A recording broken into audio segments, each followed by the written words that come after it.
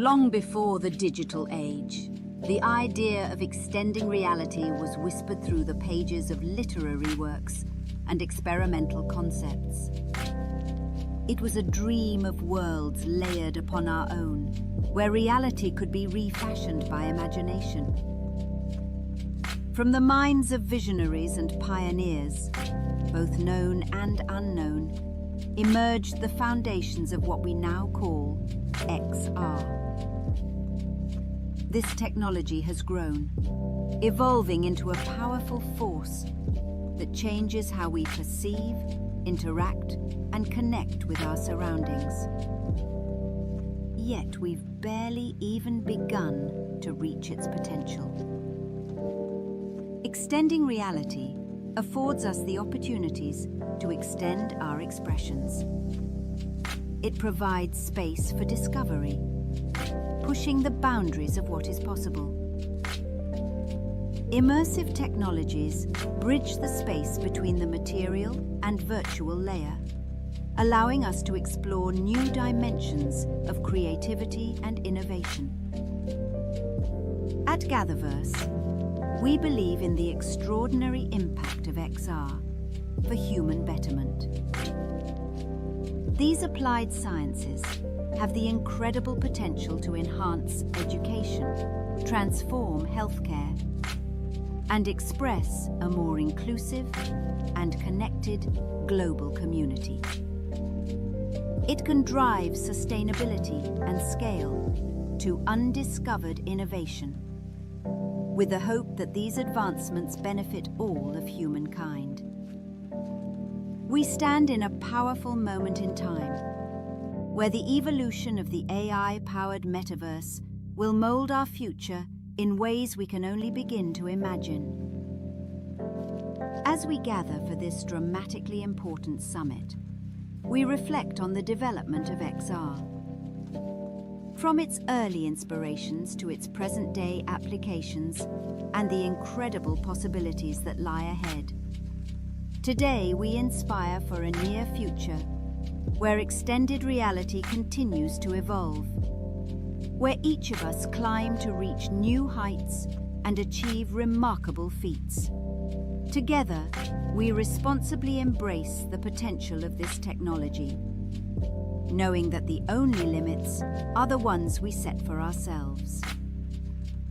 Welcome to this 32nd GatherVerse Summit, where we explore the transformative power of emerging technologies paired with humane standards. Where we no longer look at XR and AI separately from each other, but as a fundamental extension of our daily lives, enhancing our interactions, experiences, and understanding of the world around us. Join us as we move forward, discovering the extraordinary and near limitless possibilities for humanity. And may our gather be well.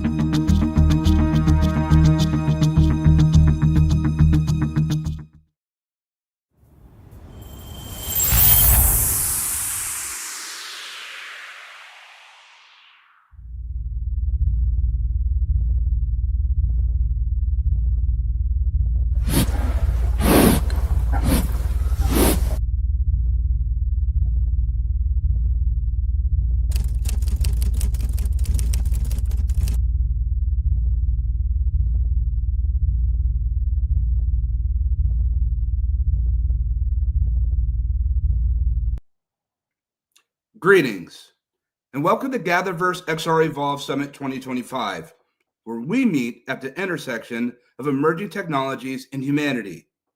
We're so happy to be with you all today, and we hope that you're keeping well, no matter the season that you find yourself in, no matter the location in the world that you're in. Transmetropolitan, transcontinental, we arrive together to centralize in this small space with a little bit of time to do it for this 2-day summit with a specific focus on AI and XR, meaning extended reality.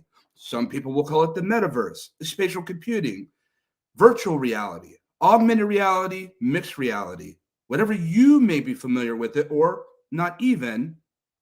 The most important thing that we must know when it comes to the extension of reality itself is that we must bring reality with it. That everyone would have the opportunity to be able to innovate and to be able to build. The metaverse, being a virtual ecosystem of interaction and communication, is on the move. It's scaling, whether we realize it or not. Beyond the media hype cycles, it's arrived. There's whole entire industries and people that will be impacted by the progress of what we're seeing happen when it comes to this ecosystem. Right now, we've never seen technology hyperscale and innovate at the rapid clip that we see it. Today, we're texting and typing on desktop, tablets, and laptops and mobile devices, and with our HMDs and pass-through of technology, with our AR glasses and other different devices that we use to interact with artificial intelligence. But tomorrow we'll be immersed in hyper-realistic immersive simulations or real-time augmented projection. There will be some semblance of embodiment with this species called AI. This machine species will be communicating with it. It will be communicating with us. We will see it, and it will see you. Multimodal capacity, computer vision, and concatenative and parametric synthesis speech back and forth one to another. One day, through XR technology, it will look at you and it will be able to read your disposition. And this is what we refer to as theory of mind. And at some point, it will believe itself to have its own emotional disposition, self-aware. Right now, someone listening, I believe, multi-generational, is building what's needed next when it comes to the perceptual sciences, the alignment of extreme fidelity when it comes to immersive simulations, that they're building and extending reality that's more human and less pixelated, less avatars and more people. This industry, this science, if you will, needs to scale faster. We aren't moving fast enough. And either we'll begin to teach people about XR AI or something else will. At GatherVerse, we meet at humanity first considerations of accessibility and education and community development, safety and privacy and wellness, ethics, care, compassion. This is what's needed now when it comes to the integration of technology. This is our 32nd Global Summit. We have a roster of incredible minds, roundtables and fireside discussions and talks today and tomorrow. People that live this life, that innovate, and some that don't innovate at all. But nevertheless, we believe at GatherVerse it's far more prudent not to only hear from technologists and those that build, but to hear from those that will one day use it and apply it, for they are always the true experts in the room. Lastly, we say to this, share this with a friend, a neighbor, a colleague, a family member. Many of you are in your living rooms, your offices, your cubicle. Perhaps you're in the road, sitting in a car. No matter where you find yourself, you are not alone. We have much to cover. We have much to express. We have much to share. May our gather be well.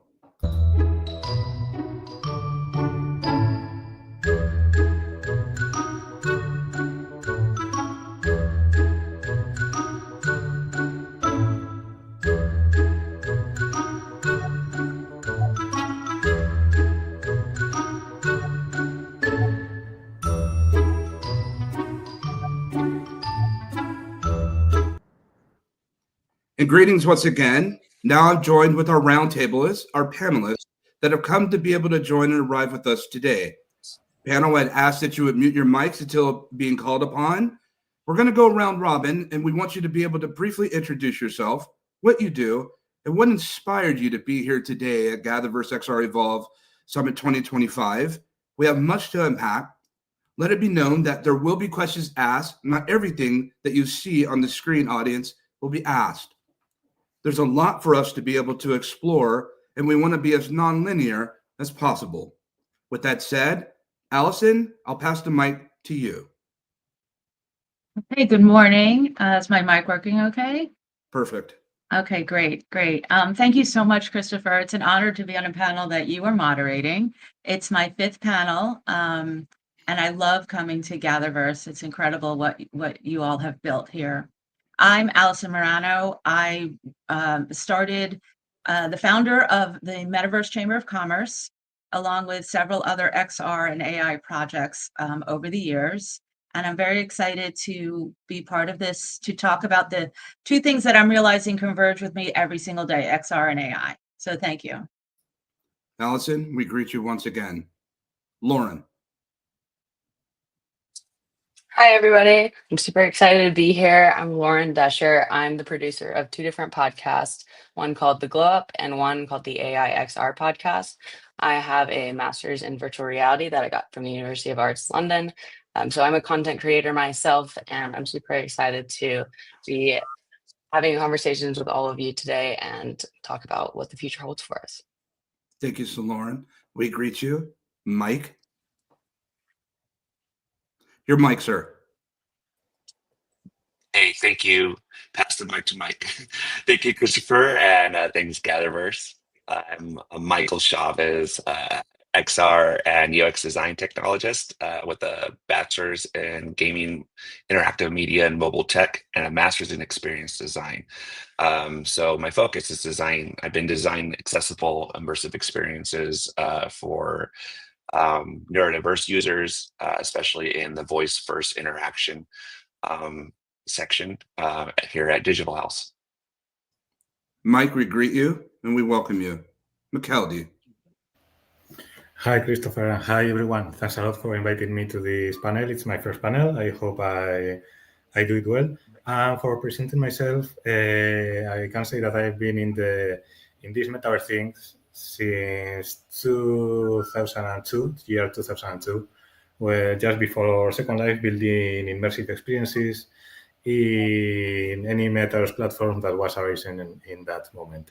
Right now, from 3 years to now, I'm working as a XR creative lead and 3D design manager at Telefónica Innovación Digital, and we are building XR experiences in VR, XR, and AR. Thank you so much, McKeldy. We greet you, and we greet each of you that are joining us here with GatherVerse XREvolve Summit 2025. And we also greet audience, all of you that are being broadcast in several different locations, primarily at GatherVerse.live, where we see many of you that are with us. And we also see many of you from different social areas as well, from Facebook to LinkedIn and elsewhere, and even our YouTube huddle that's small and with us here today. We greet all of you as well. Last year, being that this is our second XREvolve Summit, last year we talked about the marriage pairing between extended reality and artificial intelligence, these generative pre-trained transformers or diffusion models of what we're seeing, or adversarial networks of video render. And there is much has happened in 1 year's time, let alone the past few weeks. We see this rapid hyperscale progression that's happening when it comes to technology as a whole. And we never want to look, audience, at applied sciences as just a single variable equation. It's a multivariable equation. And technology has a way of merge pairing together. On a amorphous scale, we don't completely know what it will render out to be. We have our expectations and desires and outcomes, but ultimately the science will decide. Allison, as we take a real step forward and deep beneath the surface look, at this moment, today, what does the marriage pairing of the relationship between artificial intelligence from your lens in XR look like, and how is it beginning to define itself as of late? So, as I was thinking about this conference and reading through some of the questions that you may or may not ask, I started to realize how long ago I started incorporating AI into my XR builds and the creators. I have been integrating the two for a very long time, and I'm a big believer in responsible creation. And so I use various AIs to help me get ideas for what I'm going to build as an immersive experience that I want people to have a good time. I want them to return, and I really just want them to hopefully learn something and enjoy it. And AI has just given me countless ideas, but I also use it to hold myself accountable, and I try to hold AI accountable. So in the way that it's been building out, when I'm just literally sitting and I'm out of ideas for this wonderland that I've created in different XR worlds, it just does not stop giving me and building out and telling me what's going to keep somebody engaged and what's going to help them navigate through an immersive experience that they will want to come back to. So I really just think that the two things coming together have been incredible. And there's also a teaching piece to it that helps me explain what you're doing in an immersive experience that maybe I've built. Sure. That AI has been incredible in helping me kind of flesh out. And I just see it moving forward from there. The two are now, to me, intertwined. I don't think that they're going to separate. Well met and well expressed. We'll touch on that in just a moment. We'll come back to you, Allison. But Mike, I want to step up to you real quick when it comes to this expression of this opportunity that we find ourselves in with more creative ideas that we're able to use with these models of scale. What does it ultimately render out to? When we talk about content creation, I suspect we'll be touching on this a lot since we have a room filled with content creators. What does this mean now? What does this translate to the overarching overall experience of extended reality? Yeah, sure. So we're moving from reactive systems to predictive systems. XR is no longer just spatial. We're starting to use a lot more primary inputs. XR is starting to listen, to learn, to adapt. So AI, for not just content creation, but it gives us dynamic environments that we can respond to intent. So it's not just an input. I would say that multimodal LLMs, for example, that I use in my XR applications, training models to detect utterances, different voice recognition patterns, and then responding to customization and personalization uniquely to the users. All this goes beyond just using AI as a tool to help you build, but build dynamically. We talk about building dynamically, and it seems to me that when we start to look at these virtual environments that we're able to start to create, Mike and Lauren and McKeldy and Allison, I start to look at and start to think about these polynomial constructs. We start thinking about the physics engines. We start thinking about, instead of us only having to use our minds, but we're using these machines to be able to help propagate and to be able to create worlds of wonder that we haven't even fathomed. But ultimately, I still think about, what does this mean ultimately for humanity and the opportunity that we have to ingress or interact with these environments, Lauren, on the prospect of content? What does this prospect look like? The future, near future, not too far out. We're not in Star Trek yet, but what does this actually look like when we start to think about the prospects of the future of content? So AI now empowers real-time object detection, natural language interfaces, and recognition and content personalization.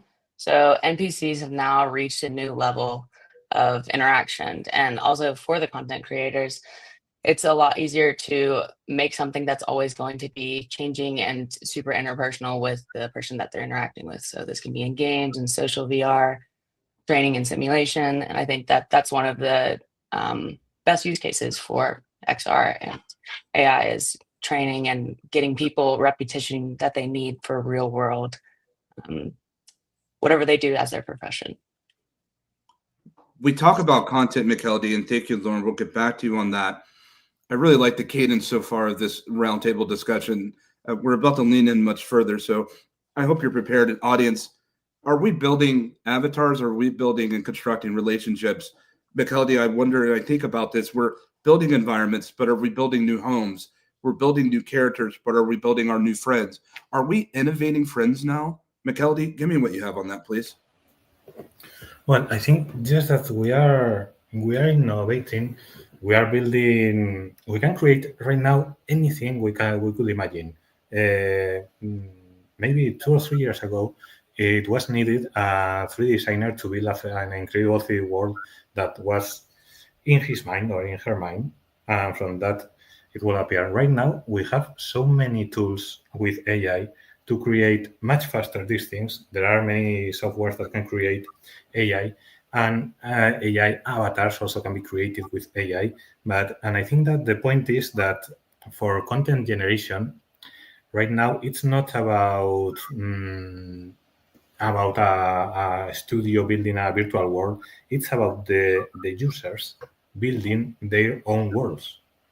And when they are building these own worlds, they can create those worlds that interact, that react to what the users are doing. I mean, we are here in a few time, we will be having a real empowered user base where the users are creating all the content, and we can give them, they have many tools to create these virtual worlds, this XR, and thanks to the AI, anything can be built. And I think that we're right now in a really, really interesting point. Sure. It's rather interesting. I sit here and under the sound of your voice of what you just shared, McKeldy, and thank you for sharing that. And we'll get back to you in just a moment. Allison, I think about something that one of my mentors, the great Tom Furness, who is one of the most extraordinary technologies and one of our pioneers in this space of XR in particular, he often talks about that if we can go into the mind of a child's imagination and to be able to equip her or him with the tools to be able to express and to be able to share and demonstrate visually worlds of imagination, what would that look like? How do we reach into the confines and, if you will, in the hearts and minds of others to be able to express these virtual worlds? How do I be able to create something that's in my mind that was just something I thought of or came to me, and allow each of you to be able to not only ingress with it, but to also interact with this environment that was literally in my mind with every color and sight and sound, and things that I haven't even yet considered that could exist. I start to think about the possibilities as Allison, but I think about it with more of a heightened sense, not the current virtual worlds we have now. They're great for the time present. You and I know that, but I'm thinking forward. I'm looking for what's next. That's what I'm looking for. I'm looking for what's next, because ultimately it seems to me that the adoption scale will scale tremendously when we begin to blur the lines and to remove between the relationship of the virtual layer and the material layer and bringing those to become one. Is this world possible within the next 2 to 3 years and 5 years? We talk about content creation and the power of AI. Will AI help us usher into this new existence of the virtual layer? So I believe yes, in the bigger picture. It's funny because, as I said, my business side of XR is the Chamber of Commerce, where I'm bringing business together and networks, and hoping that people who do create these worlds, whether they're in Web 2 or Web 3, will start to integrate and learn how to build these virtual worlds for their businesses. The same way we learned websites for when we moved from brick and mortar to the web. And I think that we're taking steps to be able to integrate the two. So as I was saying, my personal project is Wonderland. And I try to create spaces in a couple different platforms where people do get that feeling that you're talking about, where they're just in fantasy and they just get to fly and build and feel really happy when they enter these worlds. I think that when we start to tap into the user's experience, aside from gamification and Sure. rewarding and all of that, Mhm. once these agents that have been brought into several of the platforms that I'm working on, there's a lot of agents that are starting to be developed. When they become interactive, it becomes like that storybook where Sure. the limitless is possible. And whatever the user is in let's say a blank space that's got some ideas that can lead them down different paths, that gets built once AI starts listening to the user that is actually inside your world. Sure. That's when you can go forward. It reminds me, the old story where they say, children run and play, and somebody had said, he's running along the fence, or she's running along the fence. When they're going to fall? When somebody tells them about gravity. And that's where all of these children's, you don't know that. And XR takes that away. And once you can just start going, and I always think of it as flying, we'll be able to get there. And I do think it's much faster, 2-3 years, maybe sooner, now that we're starting to get interactive agents inside the XR environments in the world.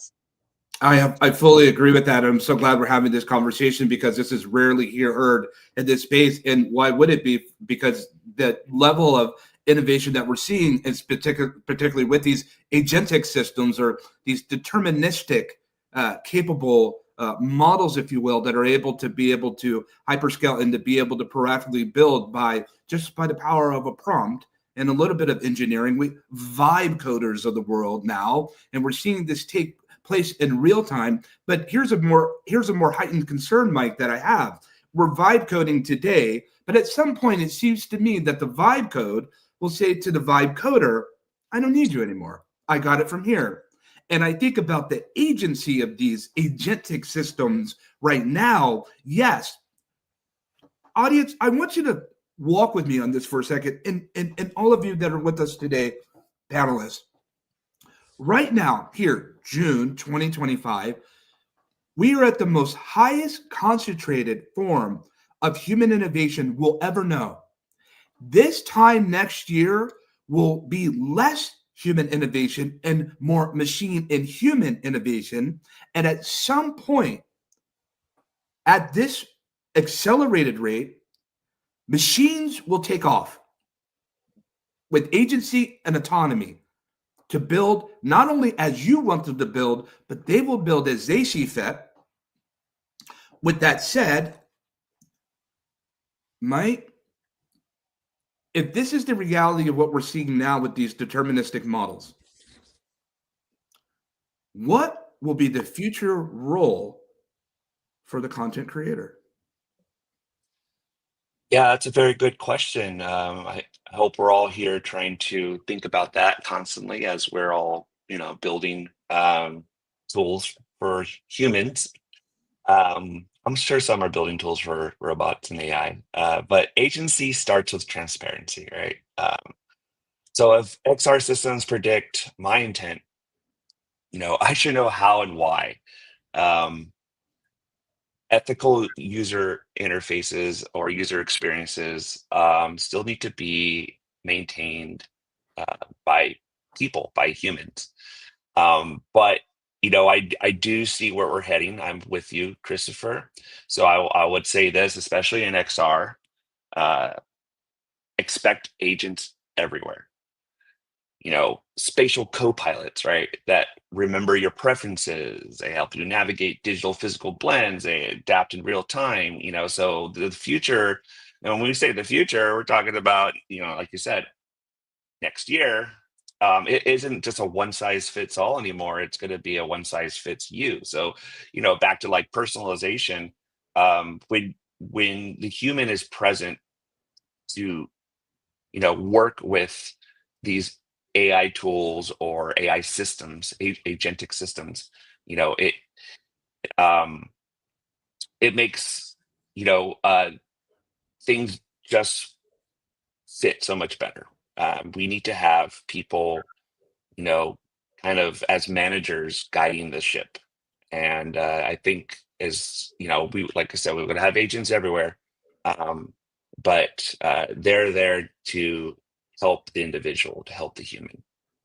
What's so profound and powerful about that in terms of the management and the inherent ethical responsibility of content creators? It seems to me that the content creation community is going to have to step up ethically and start to think with considerations of safety, privacy, but more important, trust. We'll talk about more of that in our summits and our panels to be able to come.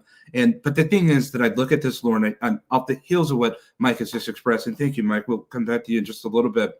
And McKeldy, we're on our way. But I think about this, Lauren, with this opportunity of what we look at when it comes to these agentic deterministic systems that are integrating into our daily lives. Many people in the world are interacting with AI and profound, powerful models and don't even know that they are right now. And the level and the capacity of which we're looking at with today's models are nothing compared. Just next year, today's AI will be dramatically different than next year's AI interaction and experience. Most people don't understand that.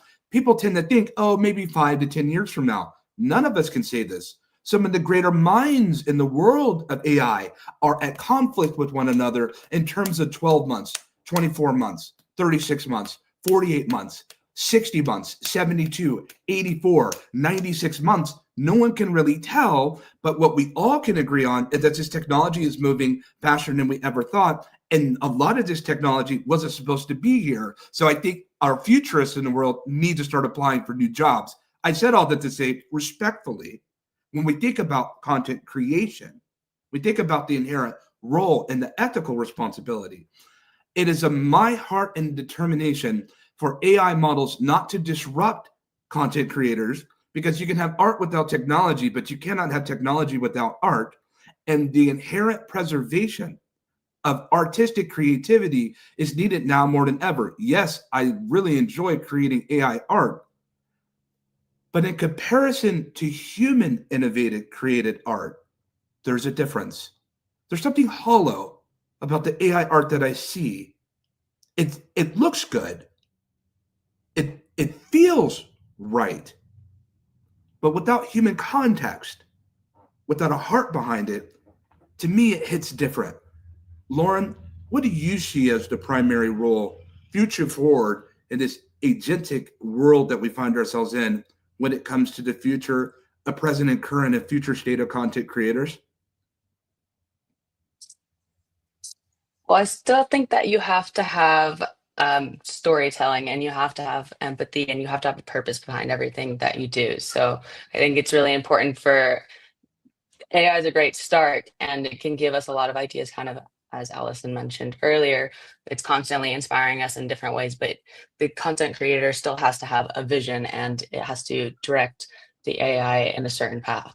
So I think it's a collaborative experience. Kind of as Mike mentioned earlier, it's like your co-pilot. So the content creator just has more room now. Instead of doing tedious tasks, they can focus on the actual creativity and the message behind all of the stories.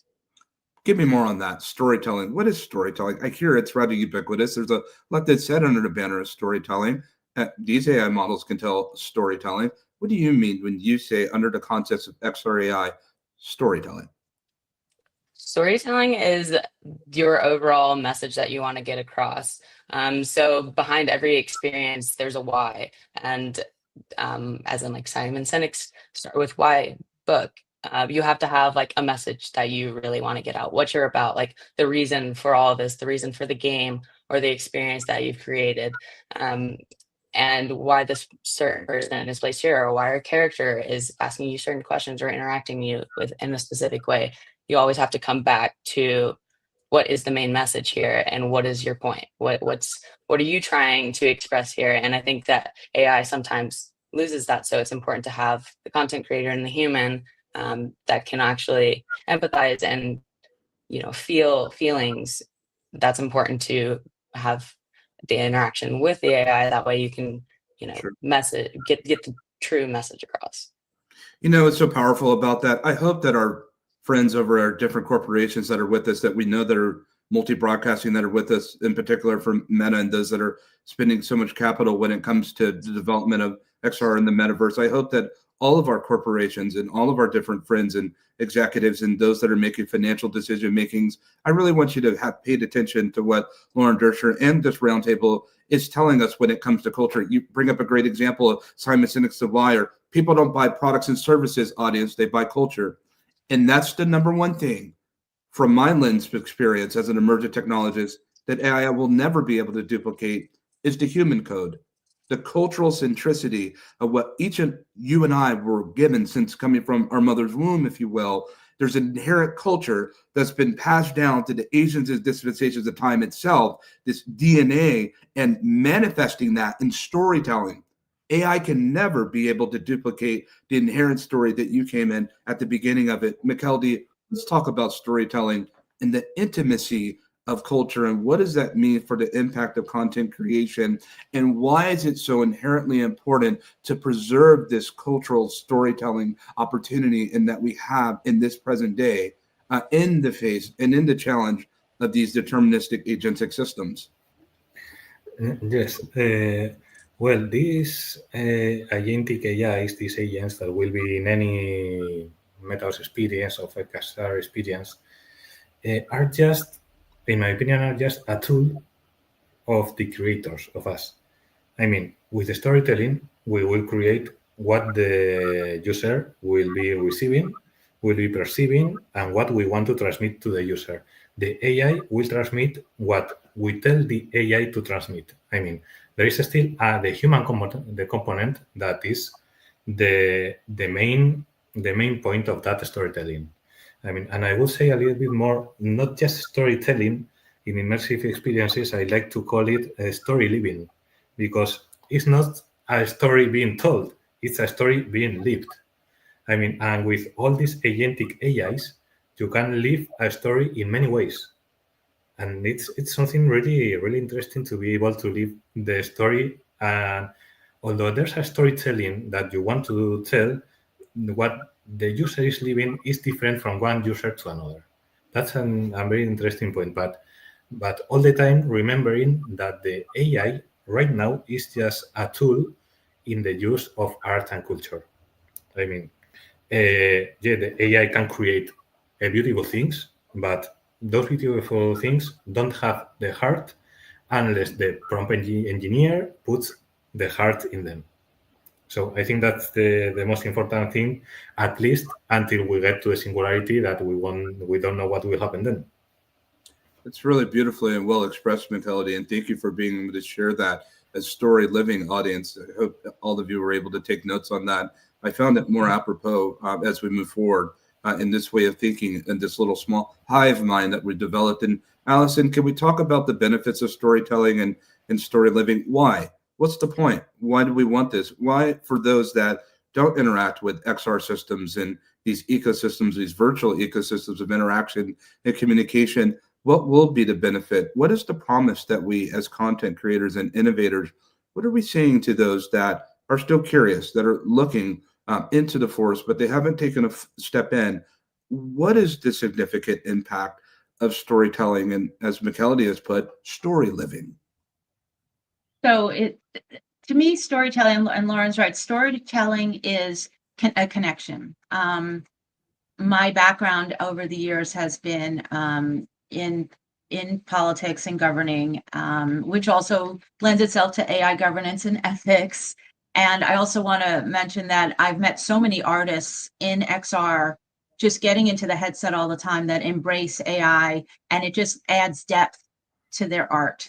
And if you do grasp it, it can help. Again, it can even help you tell the story. So storytelling is a connection.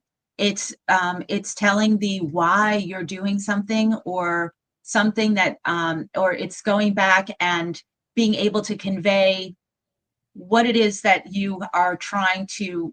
Well, see, I'm not telling a great story about this. It's going back and trying to connect to the person about your why.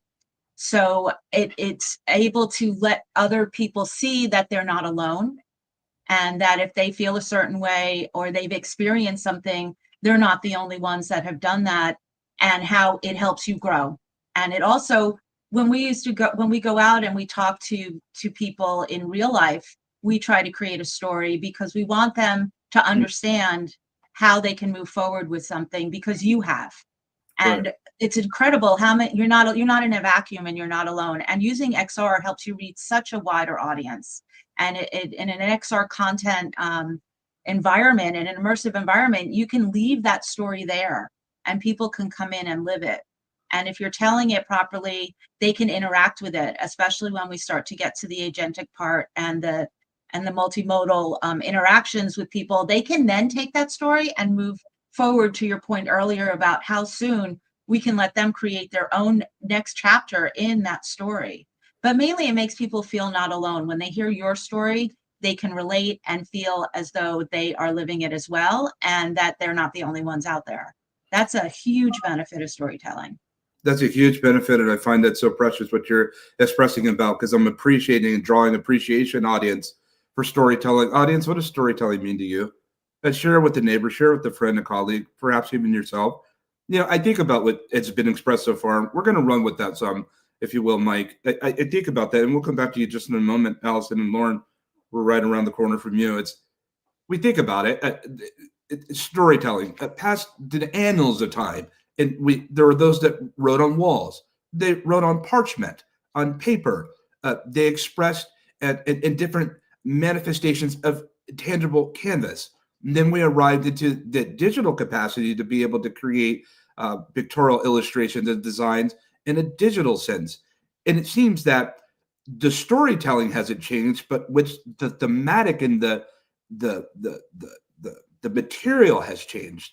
And we've gone from this material layer of storytelling to this virtual layer. But now that we think about story living, it seems to be a lot different.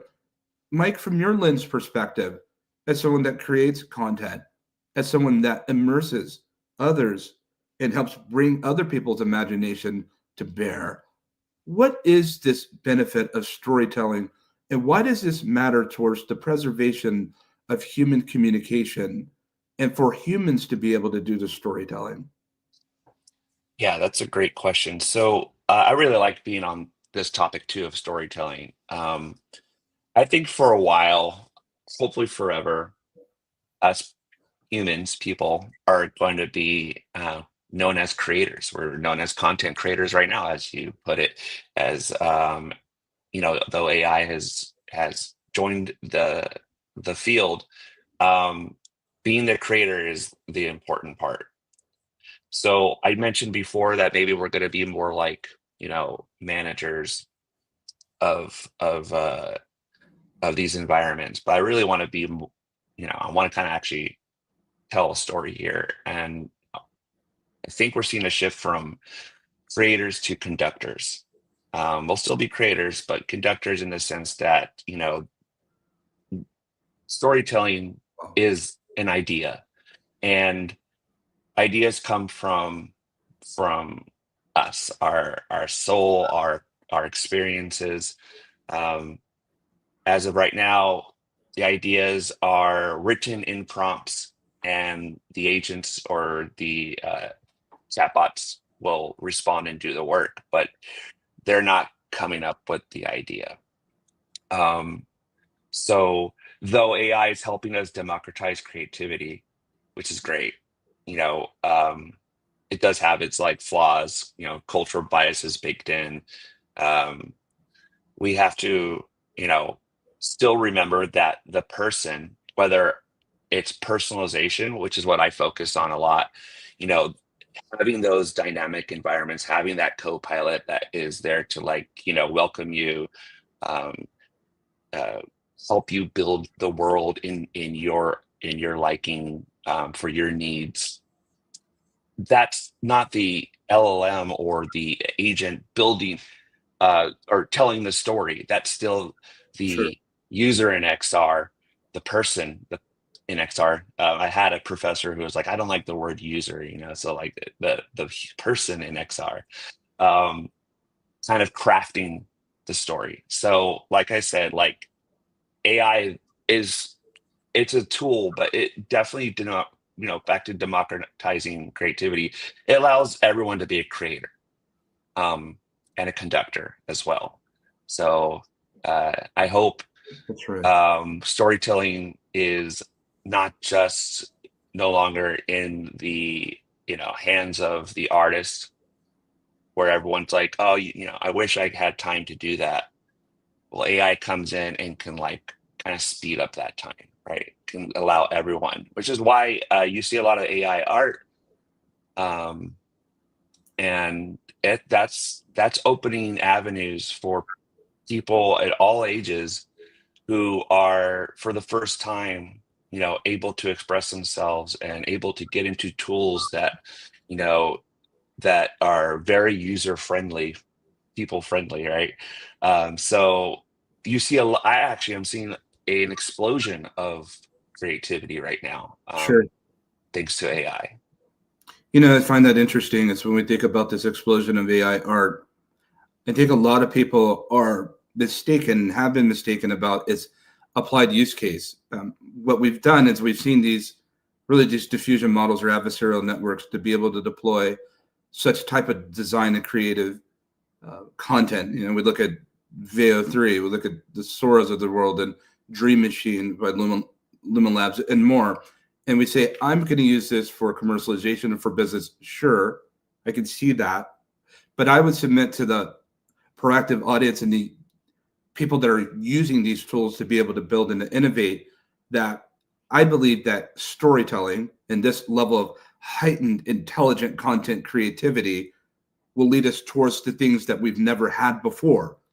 I believe in a lot of ways, given the severe disruption that I know that we're seeing here in Silicon Valley, and not as a doomer, but a realist, seeing things that we're seeing here in Silicon Valley and elsewhere, that simply some jobs will just no longer be needed because AI will be able to do it, and financially it justifies, at least to those in business and fiduciary governance, it justifies to be able to have these machines be able to do it, which should be able to propagate or promote or inspire us to be able to start to take these tools of communication when it comes to storytelling, to be able to communicate and interact with one another, to be able to tap into this cultural IP of the why, Lauren, and into that why to be able to give us the next foundational steps towards what is next in human innovation and scale, especially as we lean closer to physics.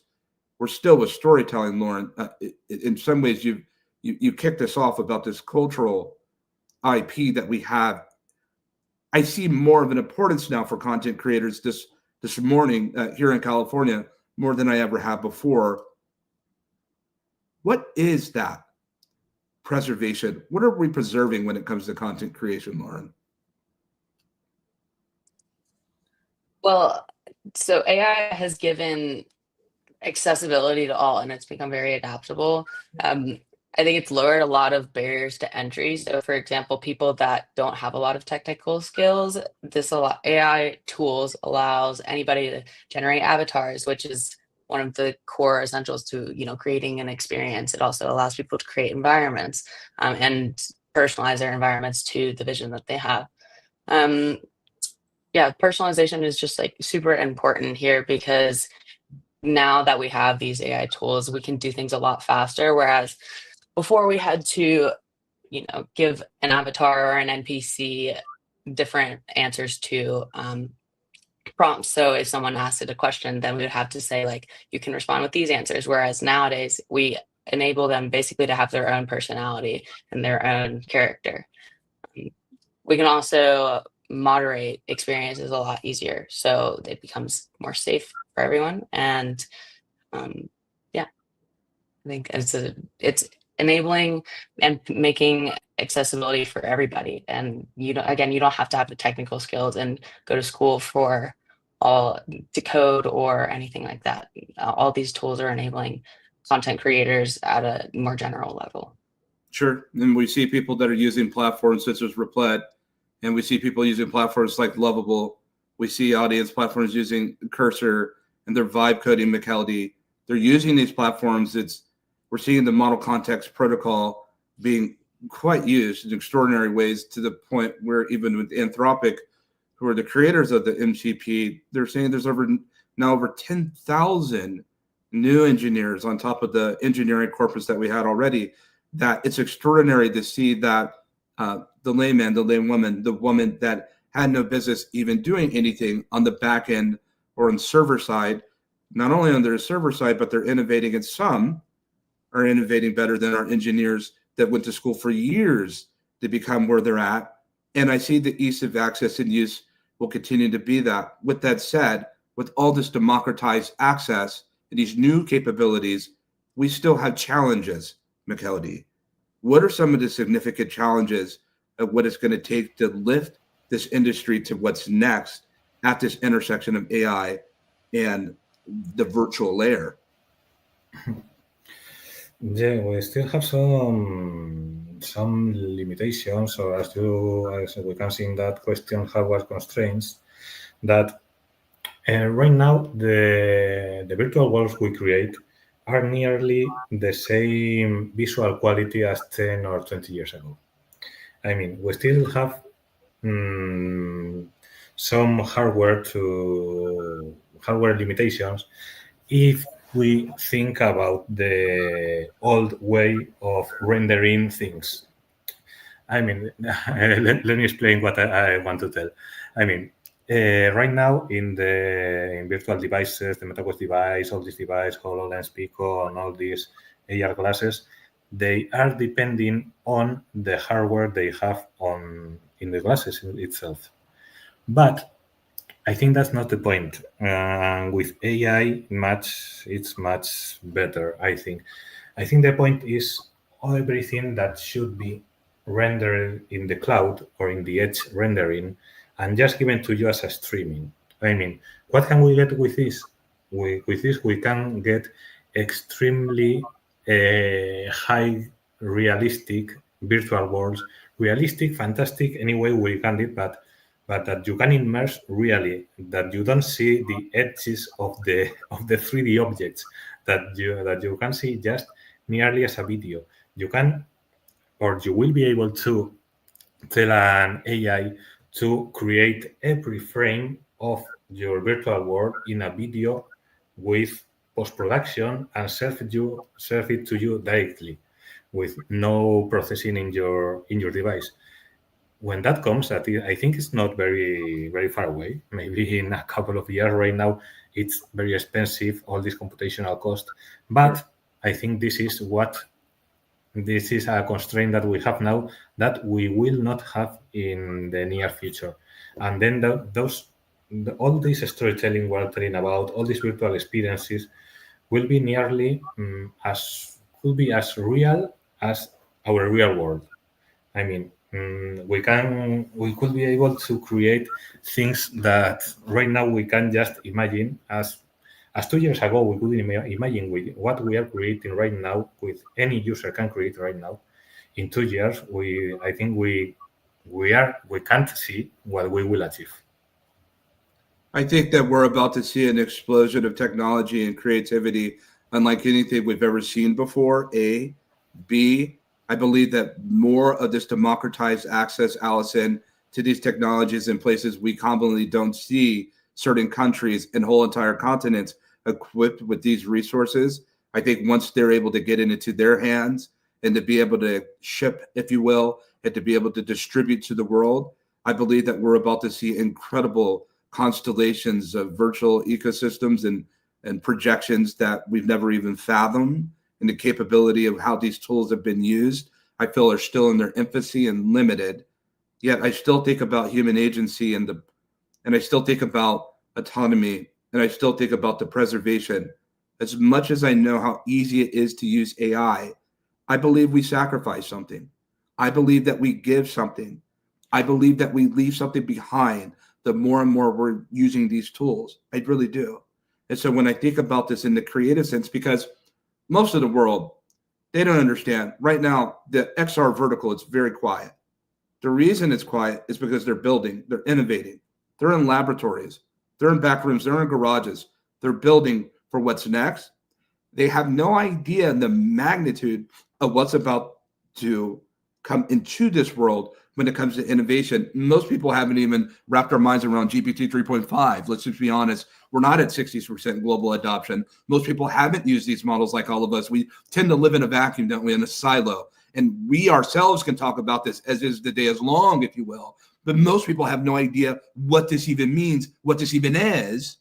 But when they do come into the realization daily, hundreds of thousands daily, tens of thousands daily, it blows their mind. And it begins to influence their whole ecosystems ecologically.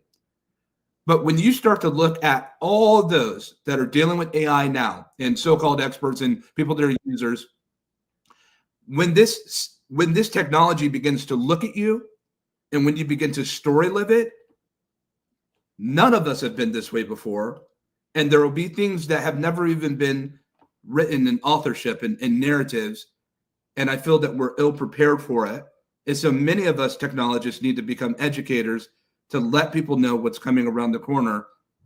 But ultimately, Allison, it seems to me, to the thematic of this whole summit, when it comes to GatherVerse, how do we maintain the integrity of the current disposition of human expression when it comes to the ease of access and the use of these robotic machines? How do we maintain humanity?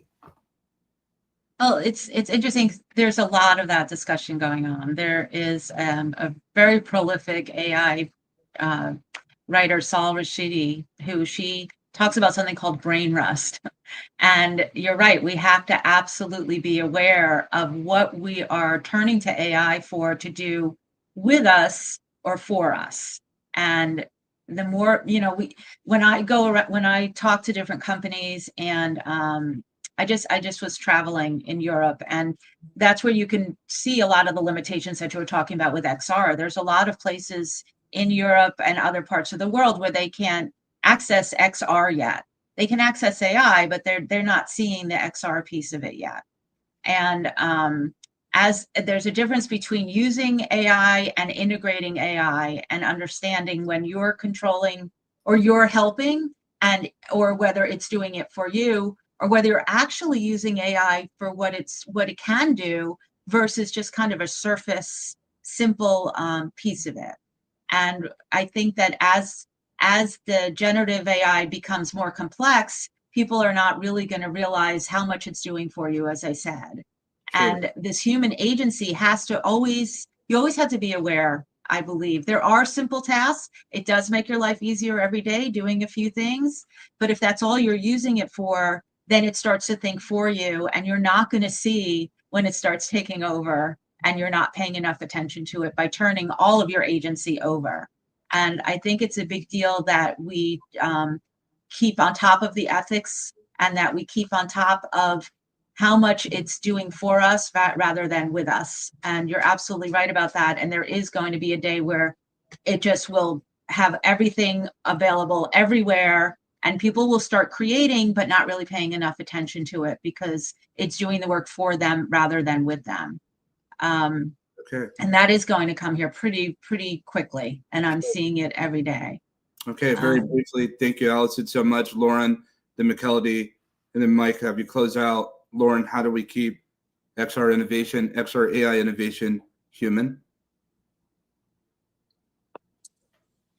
I think having policymakers really in tune with everything going on, it's not the easiest thing to do just because it is rapidly moving and advancing every day. But just having the human touch with everything that we create and making sure that we don't lose that sense of humanity and empathy. Yeah, I think that's super important. Thank you, Lauren. McKelody.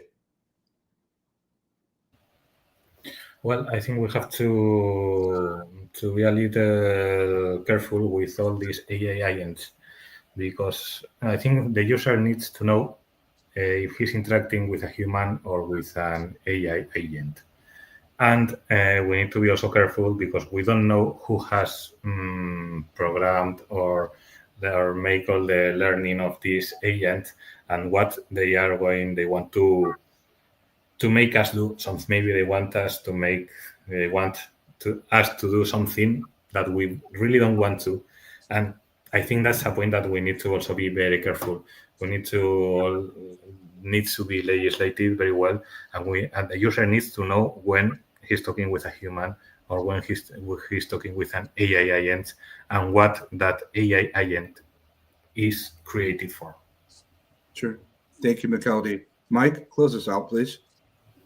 Yeah, I'll go and step on this one in terms of how do we make sure keep this more human. We need to continue funding open source, accessible XR AI frameworks. So the innovation doesn't just belong to the private companies or private monopolies. I know there are people working in companies. We all work in companies. So there's still a human element there, but by democratizing and open sourcing, which is what I do. I put everything up publicly on GitHub. We can make sure that what is being built is being built for all with all. What's so powerful about this whole conversation and discussion? We talk about the power of content creation, accessibility, and democratization.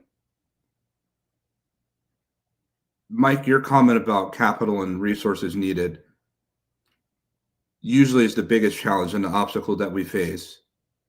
But none of that was said. Instead, we decided to have a conversation that led from the heart first. At some point, we have to realize that we're heading into an era where capital investments will be dramatically different, where venture capitalists and those that invest in these technologies, they won't be investing in humans, ladies and gentlemen. They'll be investing in machines. Because why would I invest in a founder or a company financially when I can invest in a machine to build what it is that I want to go to market? This is the time for us to start to take advantage of whatever given agency that we have and to create from the heart and to build and start there. And we will have to be our own market, support, and audience and community. Thank you so much for joining us on this extraordinary roundtable discussion. We have a fireside chat that's coming with Thomas and Lynn next. Our Gather was well. Thank you. Thank you.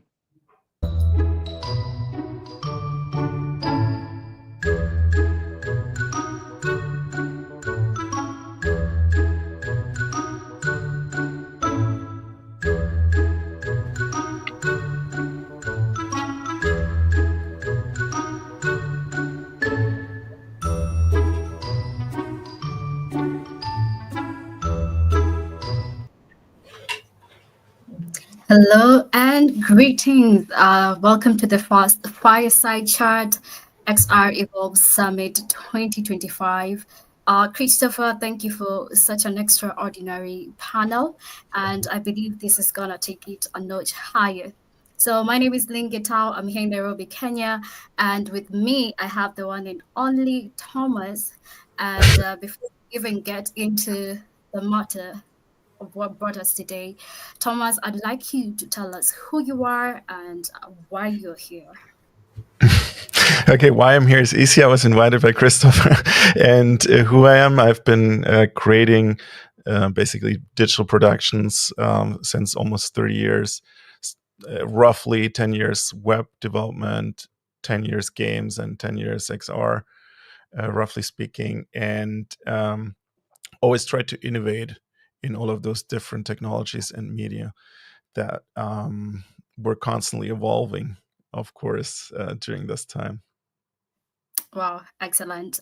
So, audience, we're going to be talking about producing XR experiences in the AI frontier. You know, Thomas, you've mentioned decades and decades of experience, and with me, I carry a baggage of curiosity. What does it really mean to produce XR experiences in the AI frontier for you? Maybe I start with telling a little bit of a story that goes way back. In 1997, we tried to create a website, a community website. We called it Just for Fun City. It was so we already had VRML. If anyone of the audience remembers, that was a 3D HTML basically, where you can create 3D assets. And we also wanted to include AI, and we played around with this chatbot, IRC chat. We wanted to make it live and really interactive, what we created. But we soon realized that the technology just wasn't there in terms of the 3D visualization. So we reverted back to HTML4 and still created a community page to connect online, have classifieds and stuff like that. And also had this live chatbot, which of course couldn't say much besides, responding to your questions in very trivial ways and tell you about the weather tomorrow and stuff like that. But I'm telling the story to illustrate that the same kind of terms, the same kind of discussions were already around 30 years ago. We already had AI, we already had VR, we already had AR, and sometimes it's easy to lose track of the real progress versus the imagination that we have, right? To make something work in a production and in a real product is often a very different challenge to discussing at a very high level. Fast forward 25 years later, in 2021, we started creating, for example, again, an AI bot that was in a VR environment, and it presented you a car, and you could talk with it while it presented you a car. And that was pretty cool. We tried to give it like spatial awareness to understand where's the trunk, where does it have to point to. But this is still, even now 4 years later, it's on a pretty much experimental level. It's not productized. It's not that it just works like that, and even less though if we just have AI created. Wonderful. I love where you're going with this and taking us to where we were from and where we are right now. Within that time or period of time that you have had all these incredible experiences, I just want to find out, like, what are the human factors that have shaped where we are right now? And what is your current approach to XR as we're speaking?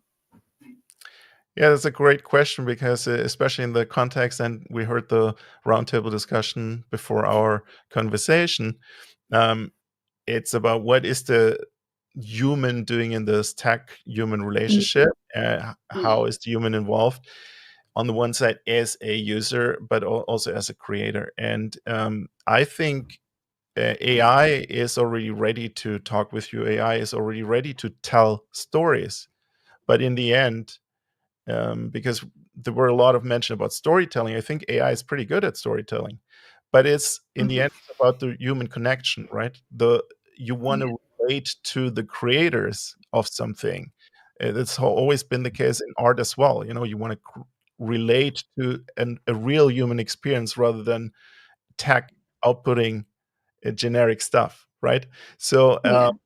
that's why I'm saying it's always about storytelling, of course, but the storytelling is not the defining element if you want to make this experience matter, if you want to make it meaningful. The story has to relate to something, and most of, most of the time real life. But real life in this sense, of course, can be online life, it can be virtual life. We see all this happening with the user created content platforms in games like Roblox and so on. Again, a platform that has been in the creation for 20 years now, I think almost. And we're still not at the point that user created content is just easily created, right? It still takes expertise. We had so many projects in this domain, like Project Spark or others, where game creators try to give more power to the even Super Mario to the players, but it was always not the same as if um, trained game designers created it, because the trained game designer learns about this interactive process. It especially learns to understand the psychology.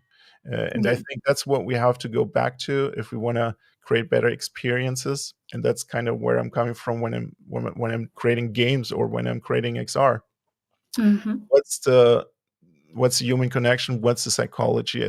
Because that's something that doesn't change as rapidly. The human psychology doesn't evolve as quickly as the technology. So if we kind of try to think from there, try to connect it from there, it's a kind of safer space for us to not be taken over from technology.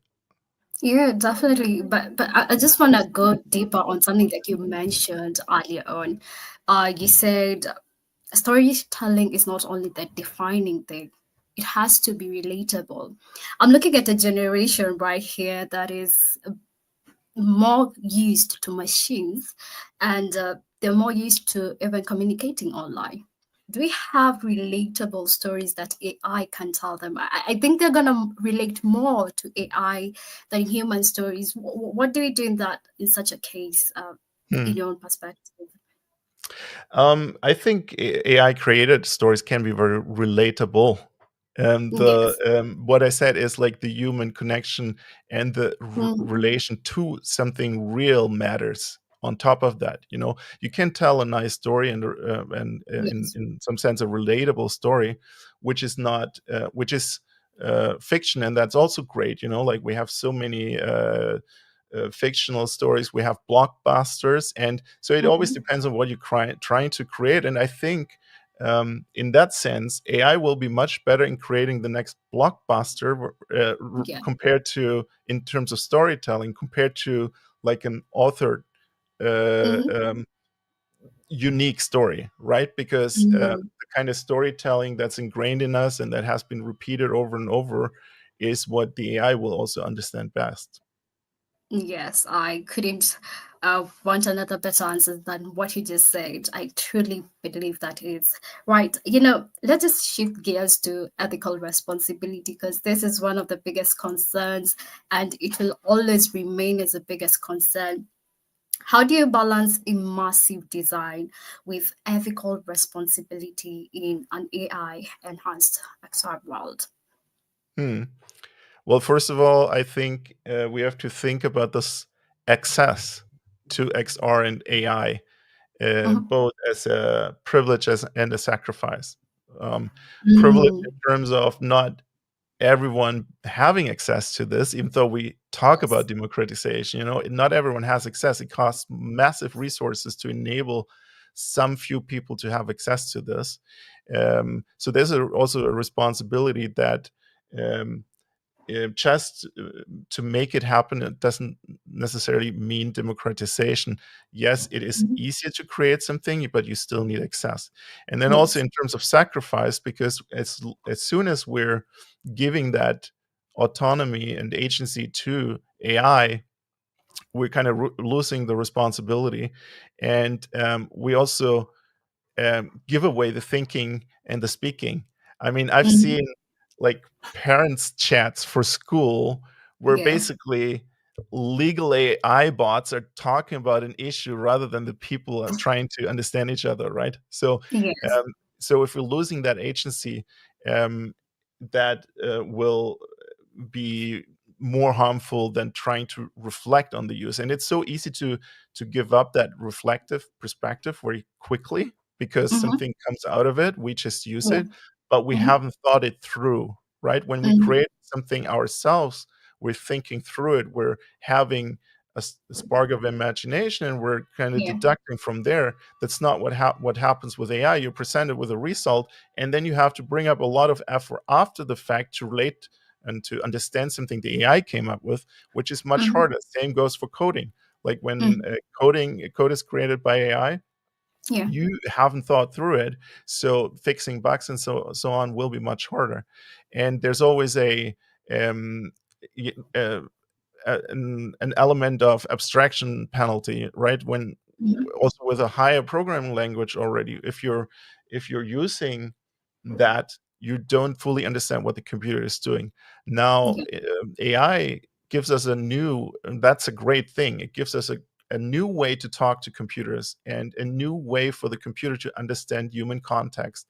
And that's a great thing because it enables us to speak to the machine in a more natural way. But at the same time, as designers, we have to take the responsibility and try to make an impact, right? So usually that's one of the big problems. The designer doesn't sit at the table where the decision is being made, right? So you have to, as a designer, and that's more of an organizational and a social aspect, right? You have to take your agency by heart and say, I can make a difference.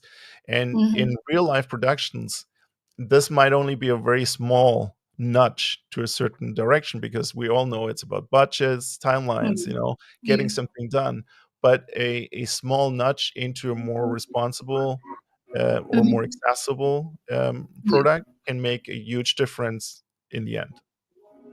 Yes, I totally agree with that on the aspect of taking responsibility and every designer looking at it with the perspective, I have a role to play.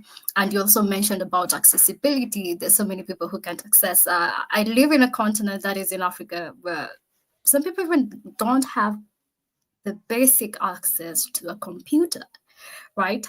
But we can go a long distance with that topic, but let me just shift to something else.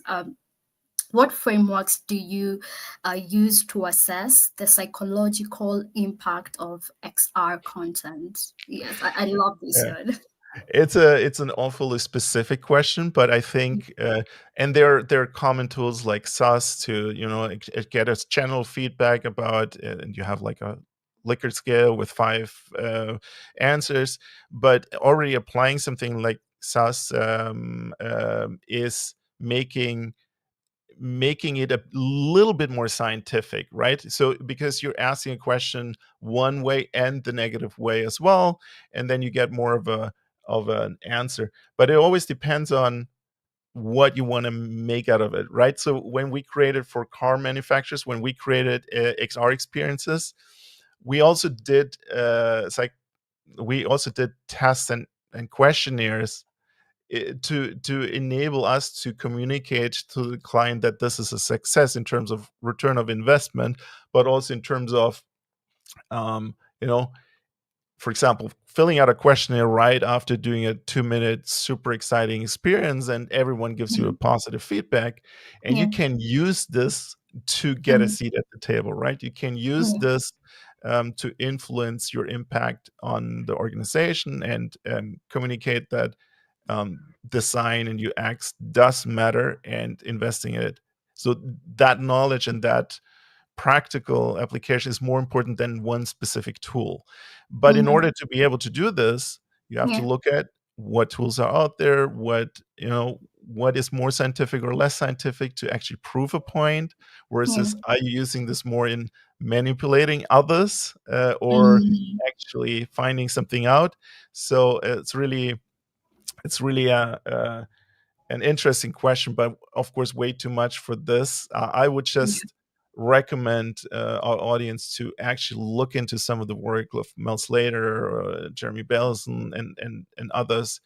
John Norman, of course, is still super applicable also in XR. So look at some of those psychologists and their work and try to understand it. Don't just get the 5 bullet points AI version of it, but actually read the books or look at the resources and papers. Yeah, thank you for those powerful recommendations. I hope our audience are taking notes. We have much less time, and just close us off with just one simple thing. How should producers handle consent and privacy in AI-powered immersive experiences? So privacy. I think that's another huge topic. Of course, we have very little time for a lot of huge topics. So I think it is actually a key to success, and that's a little bit overlooked at the moment. There was a bit of a push towards privacy from Meta, Microsoft a few years back, because they knew once we want to basically constantly surveil the whole world and every single user with AI using XR, because it's mandatory to understand the context and the intent of the user. Again, that's very important to make any input for XR context and intent. If we want to understand it, we have to watch the people constantly. So there was a push to say we're more open, we're more private, but I feel like the last couple of years it's been reverted and they're kind of missing the point why it is so important. So I would say double down on the user controlling privacy and don't just take it away. Like an ask them to opt in and keep as much as you can in control of the user. I think it will be impossible to not use it in some certain that data, because we need the data in terms of to make a good experience. But keep the control to user and don't use the psychological tricks to or the kind of economy that we're in, sadly, to abuse your power as a tech organization.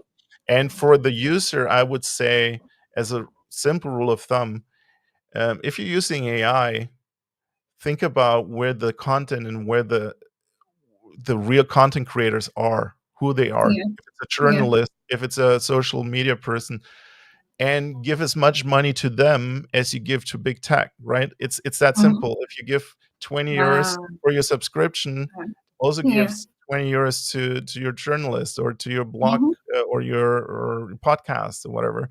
And at least you start a little bit to bring a little bit of balance in this whole thing. Yes, Thomas, we could go a distance. I love your charisma. I love the fact that you're sharing from your experience, from your heart. And time was not on our side, but we do have so many GatherVerse summits coming up, and we look forward to having you once again. So that was our fireside for today, and over to you, GatherVerse team. Thank you, Thomas. Thanks for having me. You're welcome.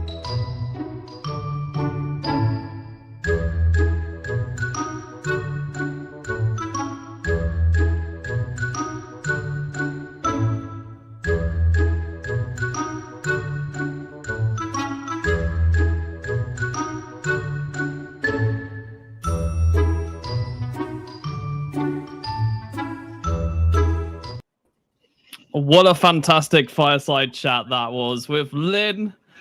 And I'm so excited about this roundtable discussion. If I could just ask all the panelists to quickly mute their microphones, please, just so that we don't have any feedback or hear anything. Thank you very much.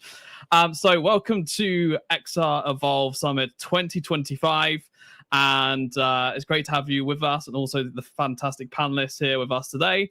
And on today's discussion, we're going to, or at least this roundtable, we're going to speak about through whose eyes the global implications of AI, AR, glasses. Very interesting topic, and I'm excited to talk about this one. So what we're going to do quickly is each panelist on the roundtable going to quickly introduce ourselves within like 30 to 60 seconds, around about that. That'll be great. And then we'll then get straight into the questions as we have so many to cover. So we'll start with Emily, then we'll go to Stefan, Ruslan, and then Sanjit. So Emily, over to you. Hello, everybody. My name is Emily Wright. I am a bias and digital wellness coach. I do workshops and seminars on the intersection of psychology and technology and how we can be manipulated through content and algorithms. So check out my website if you're interested in that. And I'm excited to be here to talk about the AR glasses because I'm also very interested in reality and the evolution of consciousness. You're not wearing any now, are you, Emily? Nope, these are just glasses. Just glasses. Just making sure. It's great to have you with us again, Emily. And Stefan, over to you. Hey, everybody. It's Stefan, by the way. It's okay. Sorry. No, apologies. That's all right. I've been back in fourth in here for years now, and it's great to be a part of it. And thank you, Christopher. Hey, listen, I'm Stefan Youngblood with the Black AI think tank, and it's a incredible ecosystem of people who are learning and have learned and are teaching in the area of AI. And we just hosted our second annual National Black AI Literacy Week. Christopher has been a part of both of those. And what I really want to be a part of is how folks are invested and involved in the area of AI literacy and learning. And listen, the extension of our own eyes, our brain is going to be a big part of this. I'm interested in learning and excited about it.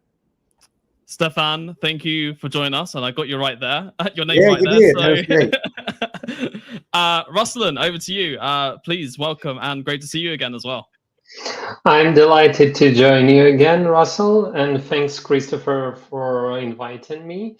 My name is Ruslan. I'm head of immersive technology at Customer Times. I've been involved in XR maybe more than 15 years already. So for some kind of long time, I was moving pixels. So back in there, we met few solutions specifically with AR glasses. So I would be happy to share my experience, how specifically we use them, and how we augment them definitely with AI to make it even more fruitful for businesses to use them in real world with business cases and receive benefits from it. And I'm really excited about this topic because I assume soon our phones will be replaced by these majestic glasses, and we will be more, let's say, like more than 100% online all the time. That is correct. That is correct. Yeah, no, honestly, I by 2030, you know, I mean, Mark Zuckerberg was like, by 2030, we're all going to be... Anyway, I don't want to go down the rabbit hole, but Ruslan, thank you for joining us. And last but not least on the panel is Sanjit. So welcome. Please introduce yourself. Sanjit, I think you have issues with your microphone. So I'm not exactly sure if it's you need to select the microphone specifically or... But in the meantime, there we go. You're good now. You're good. Awesome. You're good. I apologize for that, Russell. So my name is Sanjit. I'm the co-founder of Valkyria Technologies, and we do a lot of work in the augmented reality space, specifically with the intersection of defense and healthcare. So that's where my areas of interest with XR is. I'm really keen on how AR, robotics, AI, machine learning, computer vision all come together to really create this unique sauce, you can say, of how we can revolutionize society. And what really interests me is not right now with the AR glasses is how we can use AI perception to really tap into these glasses to unlock some potential new consciousness that can revolutionize society. And I personally own multiple AR devices like HoloLens, Spectacles, Music Blade, X-Real Air, you name it. I'm a big smart glass freak myself. So this is really exciting for me. No, that's awesome, Sanjit, and I'm glad that you're with us as well. And actually, technically, I'm the last one to introduce myself, but at least for the panelists or Sanjit, so I'll quickly introduce myself as well. My name's Russell. I am the co-founder and chief visionary officer at Just Verify. I'm also the director of partnerships at GatherVerse, and at Just Verify, we're focused on building the the trust layer for AI and building out the infrastructure. And our mission, in very simple terms, is to verify the integrity and trustworthiness of AI for responsible adoption across the world. So that's it for me, and I'm going to get straight into these questions because, as you can see, I have a whole load of questions. So let's get straight into question one, which is, what is culturally at stake when designing AI AR glasses for global use? So we'll head over to Stefan, and then we'll also head over to Emily after that. Stefan, over to you. Yeah, so I think one of the biggest things at stake is the availability of people who might live in a world that lots don't have a phone, or internet access. But I think we're a long ways of watching third world countries, and there are new names for third world countries now, but those who are underserved in different parts of the world be able to use the technology. So I think there will be more of a chasm between the haves and the have-nots. I was running this kind of stuff through DeepSeek and, obviously GPT and all these things. And they said there's not even a 40% chance that half of the world will be using some type of AR glasses by the year 2035. So maybe somebody has better statistics than that, but look it up and see what your statistics come out to be. And I think it creates a barrier in some ways. Accessibility is extremely important, and I definitely think there's been a big issue when it comes to style of AR glasses, right? People that haven't wanted to wear them because they're clunky, because they're heavy in weight and everything, and also the experience is horrible, the interfaces is not right. So there's come a long way since then.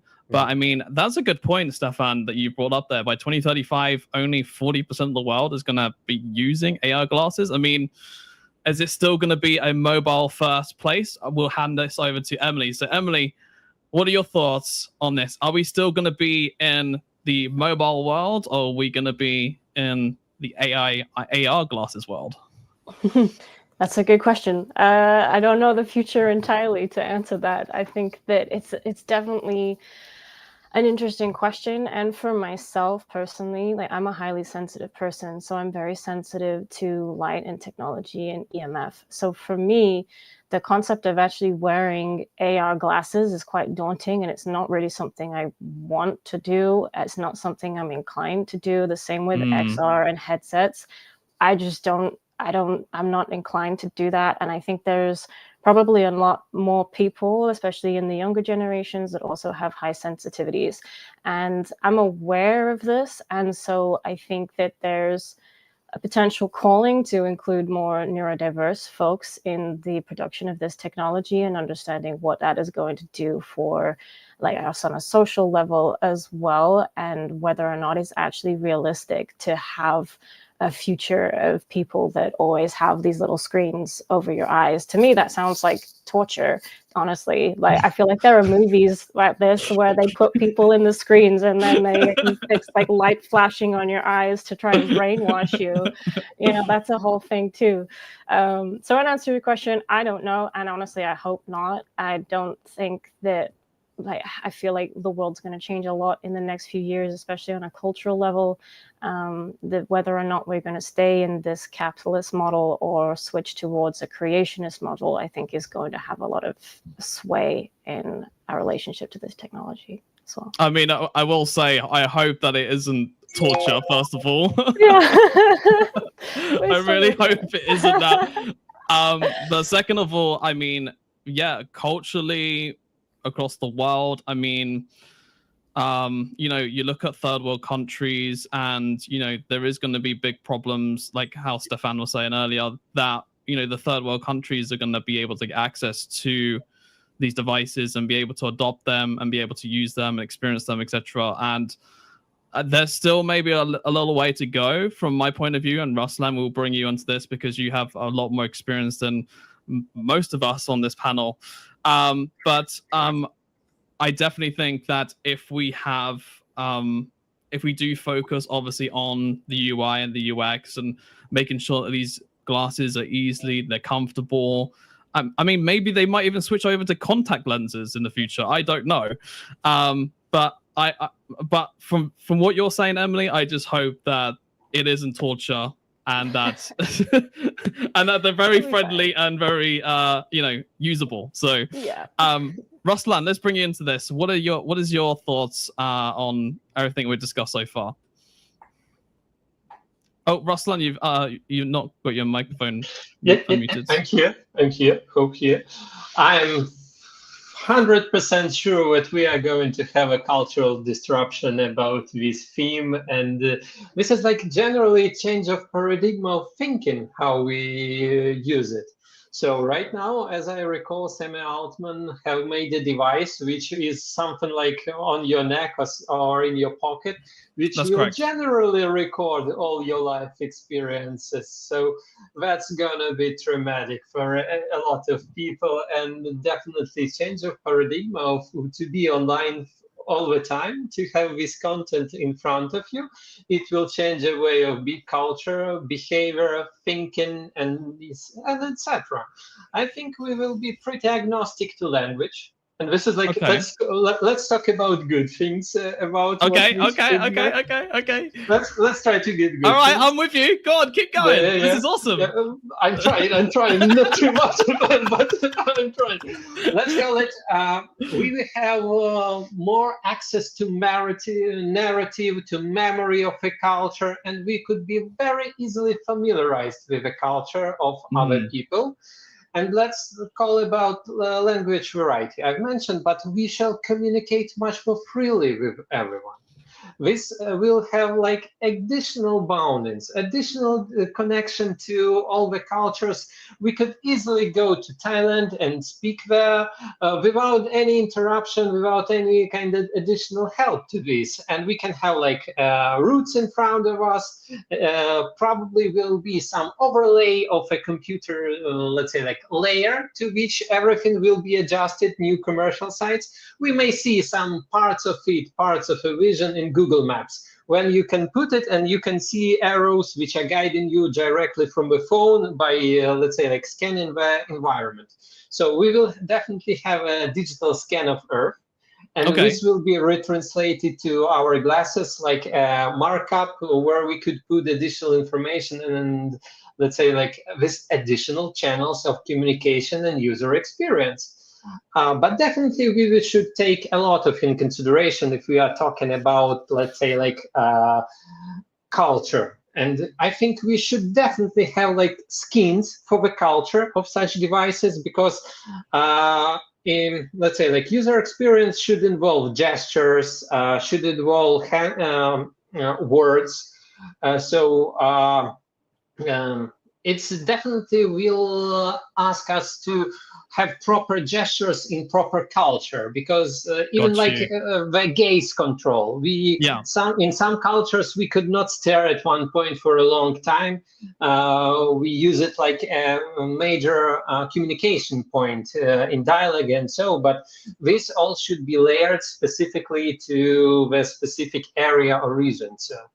But sorry just to jump in, but when you talk about language, it also makes me think about AI, right? Because AI also has its own language, right?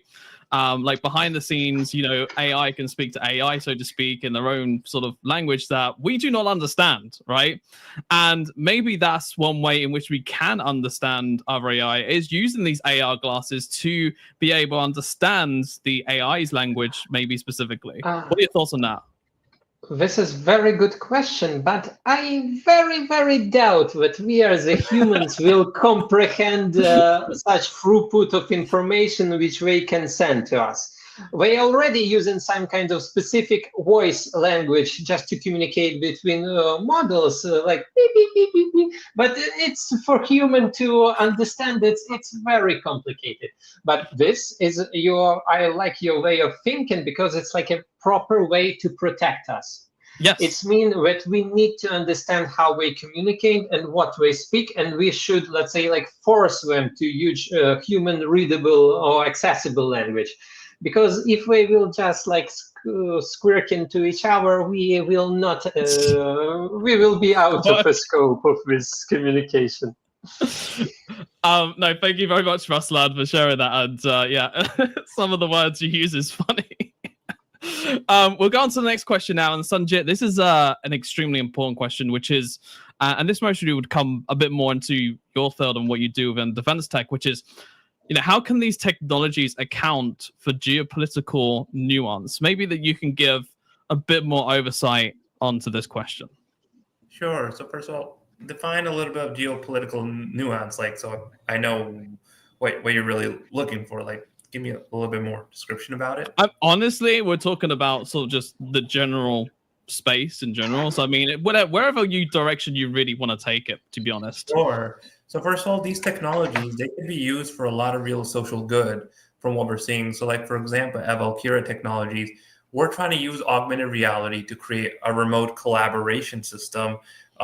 Imagine like you're a military medic and a clinician in a hospital, both put on a smart glass, whether it's a HoloLens or an XREal or a Magic Leap device, should be able to see the exact same physical field of view location of what the medic at the military camp environment can see, creating a remote collaboration. And there is a field known as this called empathic computing, which is like remote collaboration, but also eye gazing, understanding gestures and emotions, and being able to use the technology for a lot of real-time operational tasks. Could be for war purposes, a hospital clinic. Like, for example, if you're doing a surgery, you can have actual anatomy overlay in real time, so you know where in the body you're actually going. That's one area this technology is being utilized. Other areas also it's being utilized right now is educational setting, especially like I think when Emily brought up the neurodiverse topic, which I was actually happy that someone brought that up, because being neurodiverse myself too, this technology can be used to help in other areas, such as especially in the autistic population when it comes to understanding social cues. So there's a research done by Stanford University where they use a smart glass with some facial recognition, emotion recognition, to help an autistic person identify people's moods and expression in terms of who's happy, who's Interesting. Sad. No, I mean, honestly, I think that's amazing that, it's been able to be used that way. And, I think it kind of makes me think like, on the longer term game, how is AR and AI going to, benefit society? I mean, this is kind of going off, this main question, but I mean, that's what I instantly think when you're talking about all these, positive things that it's doing for the world. So what can it do long-term positively for humanity in terms of, AI and AR? This is a question for you. I think the AI is mainly like a cherry on top of the AR, because AR is like AR has many different description and definition. The way I look at AR is more holographic computing or spatial awareness. We bring like visual cues to the environment. That's what the AR is. Now AI, I look at as more like a firepower that you bring into smart glass to unlock the machine perception, improve the realism, but also have like something that can do guidance in terms of tracking or like voice assistant. So with the AI component, we could really bring in, like, for example, if there's people that don't want to like use hand gestures all the time, smart glasses, because their hands just get tired clicking and clicking and clicking. One thing with AI that's already in smart glasses is voice commands. You can just say what you want to pop up on a menu, like say, go to the internet or open this app, for example. Yeah. Like, for example, HoloLens already does that type of stuff, as we know. Vuzix Blade is also something really good with this type of stuff. So with AI, what I really care more about is how we can tap into human machine perception with AI, and how we can use the AI technology in terms of making the smart glass more like, kind of like an Iron Man type role, like Jarvis, you can say. I like that analogy, yeah. And also, I remember when I saw the Google's announcement on when they showed their AR glasses, and I thought they were, great. I don't know if they're, top within the industry, but from what I've seen and how the user experiences and the user interfaces and how you interact with it, and how you can go around the map whilst you're also walking, etc. I think it's great what that they have done so far, and still doing. So AR is very good for tracking, especially in terms of visualization. It's good for tracking images or markers. So especially when, in fact, when Google Glass first came out, it was really cool. But the problem is they didn't get enough attraction because that market was not just ready that time. But there's other good AR glasses, and I'm sure we all know the name Mark Billinghurst, for example. He's a big pioneer in this field. He's really, really revolutionized AR in terms of how we can improve the tracking of the device, and in how implementing AI and wearables, it's just fascinating. Let's go on to the next question now, which is, are we approaching a surveillance tipping point with AR wearables? I mean, this also makes me think about trust, right? And being able to trust wearing these glasses, making sure that our data is safe. We think about privacy, etc. So, are we approaching like that surveillance tipping point with these AI wearables where people can follow us and watch us, what we're doing on a day-to-day basis? And I can see Ruslan smirking over there. So we'll head over to Emily first, because I want to give Emily a chance, and then Ruslan will head over to you after, and then Stefan and Sanjit will also head over to you guys very shortly as well. So Emily, over to you. You said that, and that reminded me of the movie with Emma Watson and Tom Hanks, where I think it's called The Circle or something, and it's basically Emma ends up having a live stream of her life, and like there's cameras all in her house, and it's a whole bunch of stuff, but it reminded me of that, and I think that's really interesting. I know there's a lot of fears around privacy and surveillance around the technology these days, and I think that really, again, this is reflective of that greater cultural shift of right now, with capitalism and colonialism being the legacy that we're living in right now, there's a certain agenda to what we do and way things are used in terms of profit and monetization. And if we had this shift where, again, it was a little more about a creationist economy and it was more of a community, maybe that would change our attitude in relationship to privacy and surveillance. Right now, there is perhaps a limited amount of trust with our institutions and our governments. And if that wasn't so much of an issue, maybe we wouldn't be so aversive to it. And again, if you look at the moral dilemmas that we find ourselves in as a society and as a species right now, there's certain things that we want to keep private, and how would our attitudes around that change if we weren't so insecure of ourselves, and there's a whole lot of stuff to that, but that's going to be my 2 cents for now. I'll leave it there. And I'll just add to that as well. I think human values need to be centered around everything. Doesn't matter what the technology is, AI, AR, VR, XR, blockchain, all these different technologies. I mean, there's over 200 plus technologies across the world. I think, that human values must be maintained and at the center of everything. But Ruslan, let's bring you into this conversation, because I saw you smirking the entire time that we was talking. So come on, Ruslan, give us your thoughts. Let's go. Thank you for this wonderful question. Yeah, definitely. I think, guys, let's recollect the moment when you were talking about some great product near your phone, and whoa, how it's appeared in my on my commercial banners. Woo! I was just talking about it nearby in the next room, and it appeared on my banner without Googling it or something. I don't want to break a myth about privacy, but I think it's like a very imaginary world for where we live right now. It's great that we have this like vision that our data could be like stored, collected, and it's very safe for the moments. But yesterday I read that 16 million passwords again was breached, and I definitely understand that there will be one more huge layer of issues with these new AI glasses. Mm-hmm. Because again, for example, like Ray-Bans or these collaborations with Facebook, they have like this red dot, which shows you that you've been recorded or you are watched by camera. and you cannot just block it because it blocks whole the device when you are trying to block it. Right. But generally, again, it's like this disruption which we are facing. So we have like imagination with privacy right now.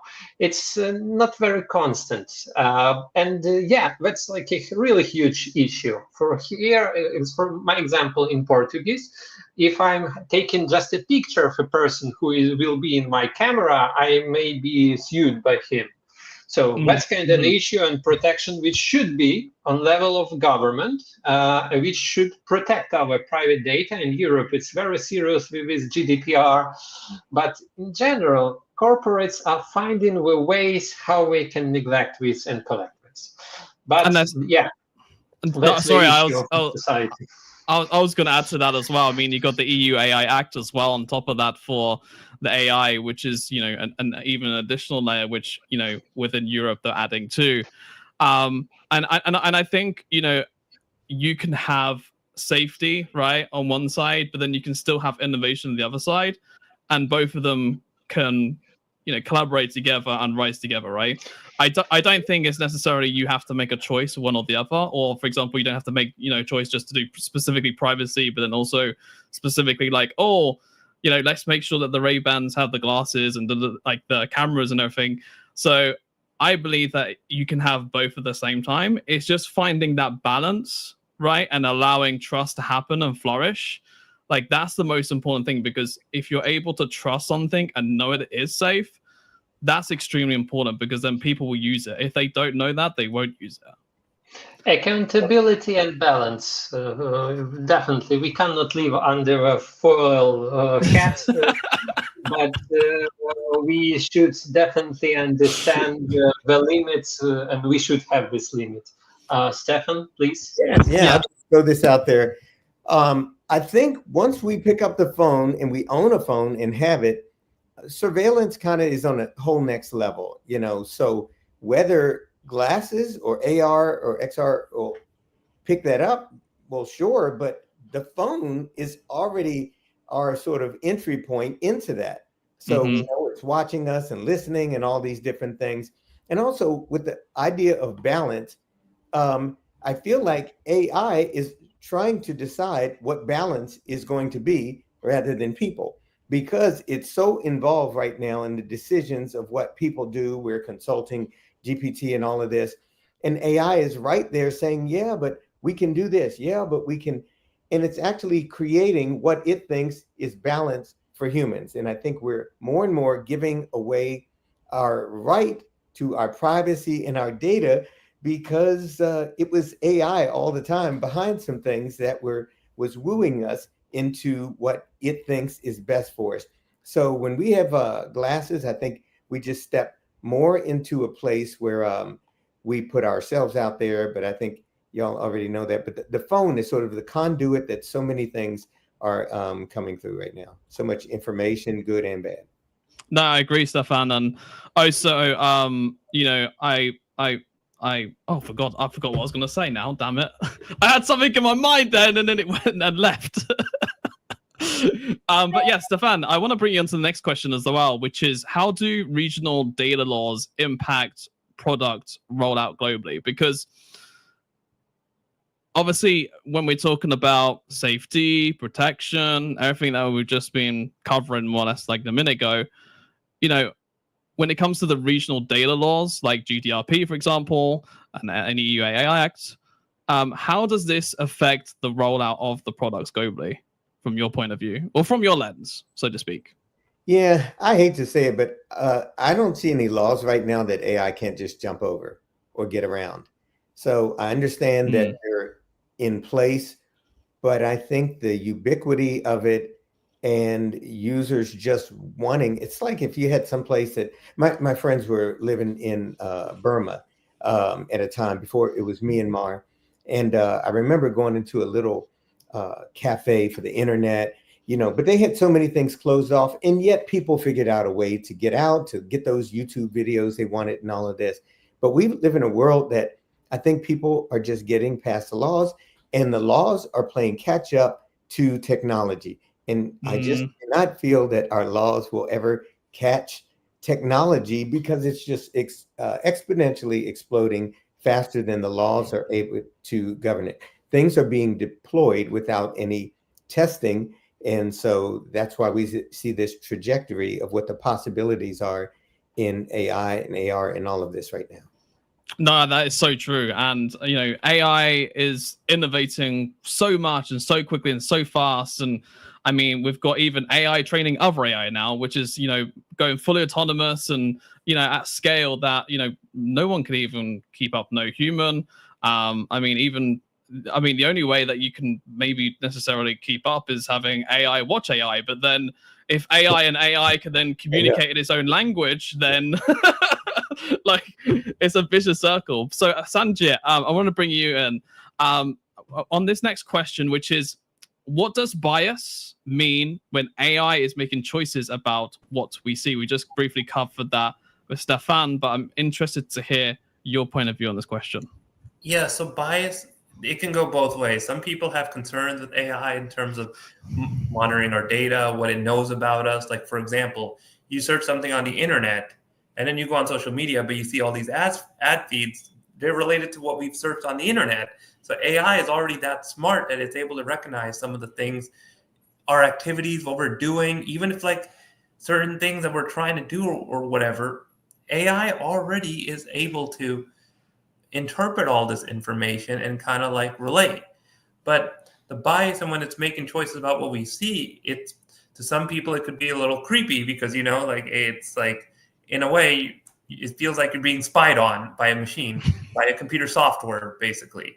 And AI is really that smart, especially nowadays. The machine learning algorithm, deep learning, neural networks, large language models. AI has gone to a point where it's, while not mature enough to at that level, like probably at sci-fi films, but it's gone to a point where it's really that smart. It can interpret things before we even make them. Like, for example, if I ask ChatGPT for drafting a letter or any email to an employer or somebody, it'll know the name of who I'm trying to do it to, even if I never told it. That's how smart AI really is.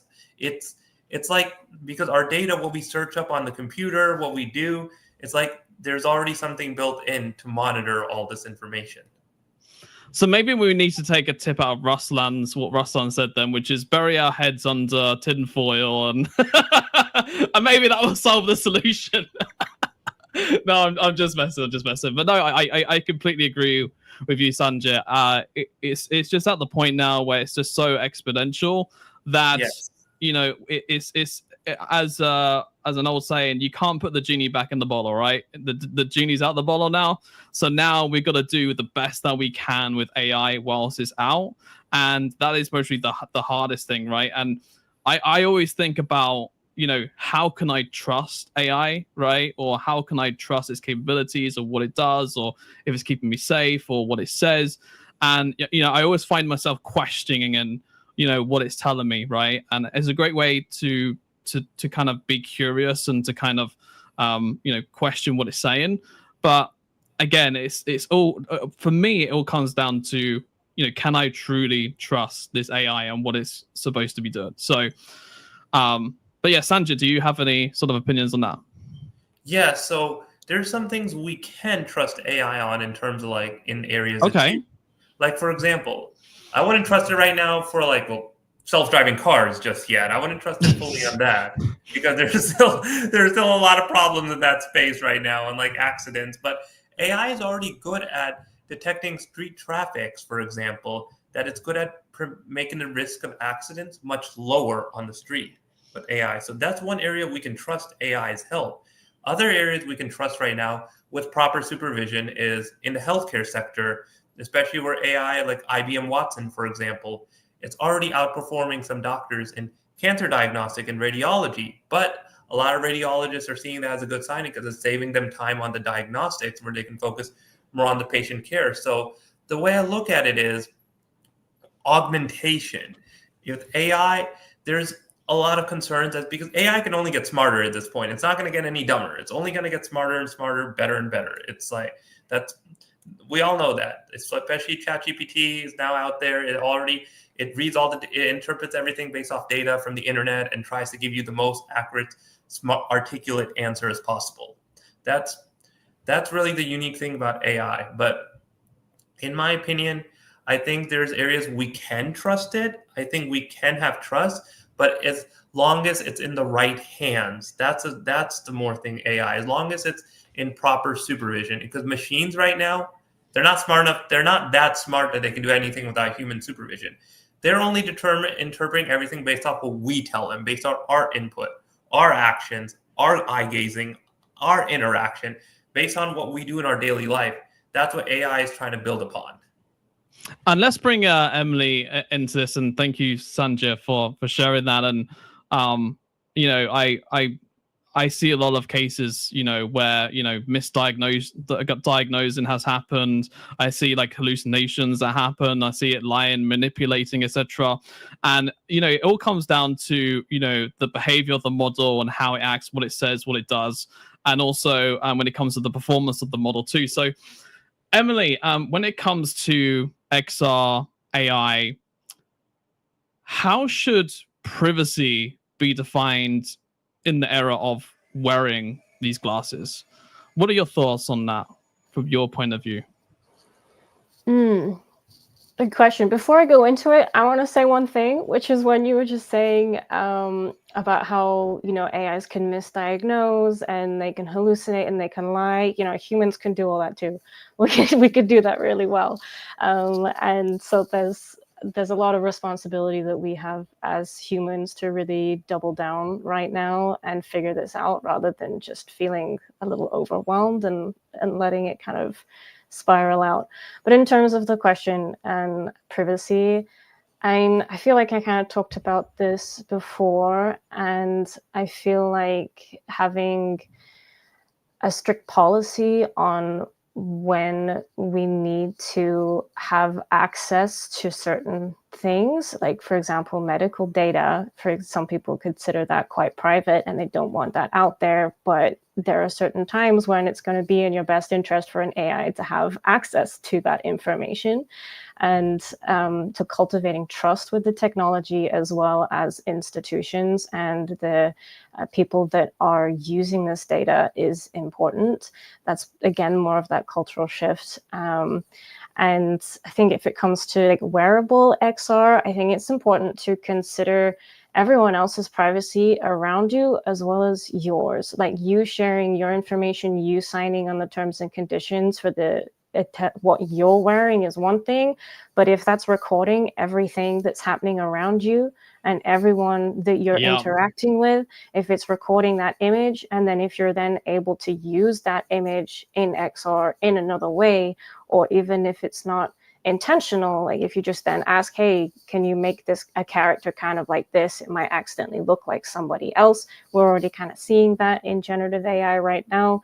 I don't have a specific answer to this, but I think there's a lot more perspectives that need to be taken into account. And like I said, there's no right or wrong answer to this. It's just obviously your personal opinion.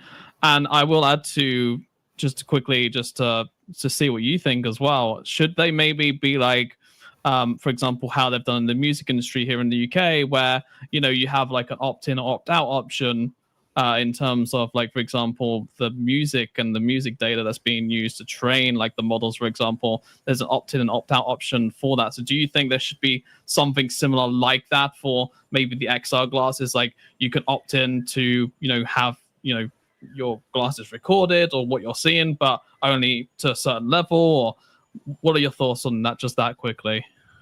I think having greater sovereignty over how your data is being used and understanding what is being recorded for what, I think the opt-in, opt-out is useful, but I think it would need to be broken down into different components of what it's recording and what it's doing, rather than just a blanket statement. It just needs to have more detail and specifics to it. Sure, that's why you're saying about the policy side and jumping in the standards and the benchmarks and going down that avenue, which makes complete sense. Ruslan, we won't bring you on this question because we know what you think about privacy. So Let's talk. I'm only joking.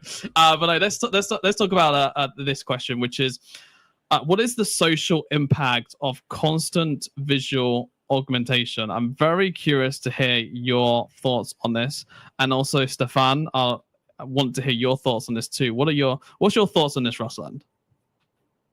Thank you for such great questions, which you gathered today, because they are pretty impactful. And yeah, I think we are the last generation which lives only in one reality. So future generations are going to have multiple screens to navigate, operate without any kind of even physical interaction. It will be like displayed, anchored to any space with all instructions which are needed, all things which will be floating around the people just to help them easily more navigate and simplify their life. But it will very, very closely interact with our privacy, because again, not only on the phones you will have these commercial banners, you will have them behind your window, you will have them inside of your flat, you will have inside of different places which you will mark up. So I'm generally pretty confident that we are going to be there. I know a lot of people say, hey, I not want to be involved with the content 100% of my time. It's very annoying. It will really impact our physical condition. We are people which want some time rest. But with such accessible things, and as you mentioned, I'm definitely sure too that we are going to have some, like, how you call it? Contact lenses? Contact lenses in terms of displays, because everyone would like to have a huge display on the whole screen, a whole wall. So it will change our culture. It will definitely make the consumption of content part of our life, not like right now on 50%. It will be up to 70, 100% all the time. And this will be the critical chasm of when we will need to live with it or not. So I definitely understand that future is not pretty bright, and it changes the usual order of things. But I see a lot of potential in knowledge. I see a lot of potential of new ways communication, interactions between people. So I think there will be some good benefits from it, but we definitely will need to acknowledge it and try to survive in this content online world. I mean, when it comes to the social, I'll hand it over to you in a minute, Stefan. When it comes to the social impact side, like when we're talking about positivity for society versus the negatives, what you're saying about the XR glasses is there's a lot more positives to it than there is the negatives. It's kind of like when you're doing a pros and cons list, right? And you always do the pros, and the cons. And if there's more pros than cons, normally you would go with the best option, which has the most pros, and then the cons. Now, when it comes to sort of the AI layer, well, that's a whole different sort of separate discussion. But when it comes to just AR and the benefits, also the XR, and when the benefits come to that, there's a lot of benefits to that. But also at the same time, if we're constantly wearing these, you've also got to think about what does it do to the human brain, and what is it to do on that side of things. Like, for example, with AI, right, and now everyone's using ChatGPT, I hear everyone saying shaping, ensure, fostering. None of us used to say these words before at all, right? And now everyone says, shaping and reshaping. I'm like, I don't remember you saying that a year ago, but now you are. Such words that delve in and a lot of things which AI bring up to our vocabulary, and I think it's a good one. But generally, again, we may be in time when we are going to have telepresence with this AI. So you will see your social friends not only like on a flat screen, they may just walk around you in your room. And this is, again, benefit of new layers of connection and communication. So this will be much more efficient in some part of just video conferences.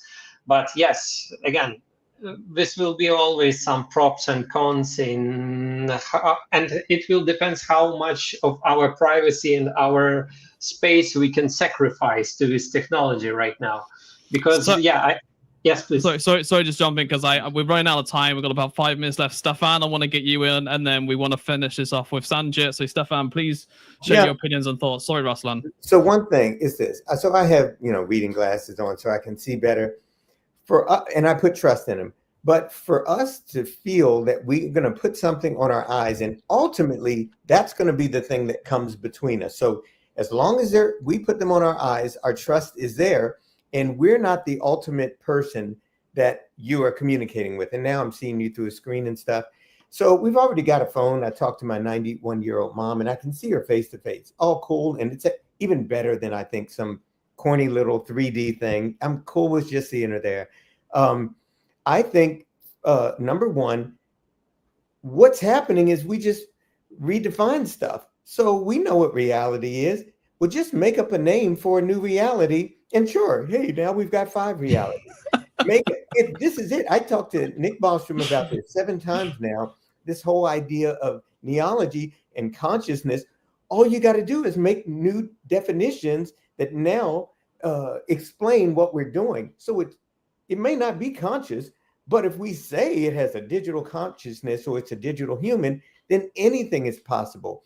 And to undergird what we know with brand new words over and over, either redefine them or making up new words, anything's going to become possible. And the ground outside of my house is not going to be firm for me to stand on anymore. It's just going to be quicksand because it's just malleable and murky. So that's what's happening when we undergird a new language that anything is anything. I'm done. Emily, please jump in. Super quick. Yeah, I just want to say, we're already in a mental health crisis, and we're already having so many challenges with social media and scrolling and teenagers being addicted to this content.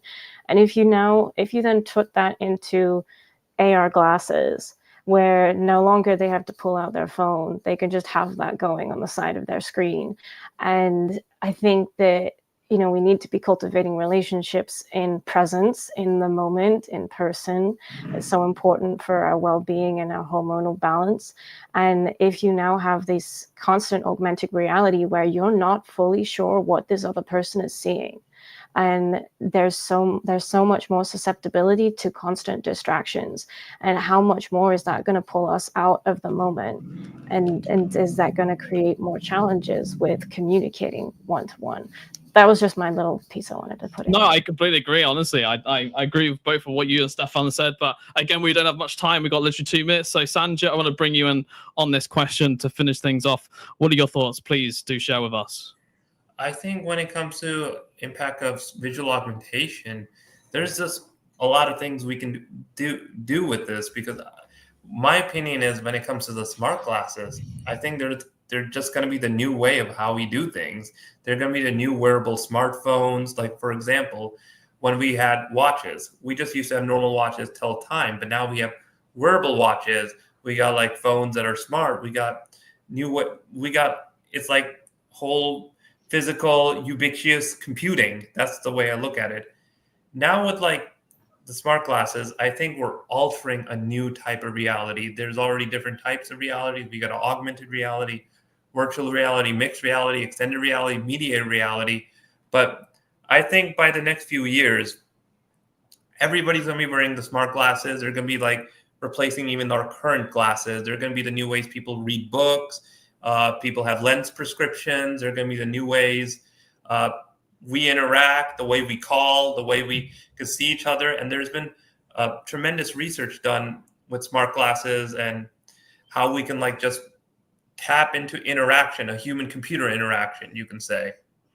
No, I mean, I completely agree again. And there's just so much great technology happening around. And I guess we're just going to have to wait and see what the end result is, right? So That is it for our roundtable discussion. Thank you to each and every one of our panelists. Please do go and follow them on LinkedIn. Go and check them out.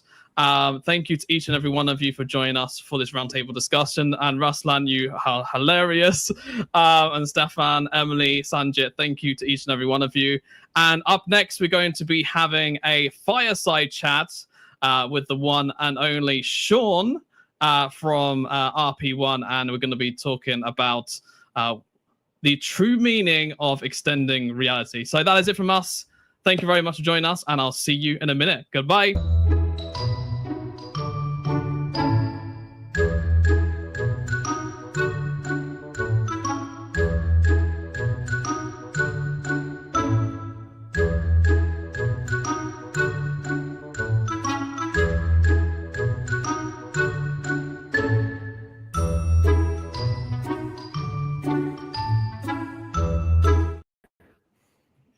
Hello and welcome to GatherVerse XREvolve 2025, and what an amazing roundtable discussion that was. But with us right now, we have Sean Mann from RP1. Welcome.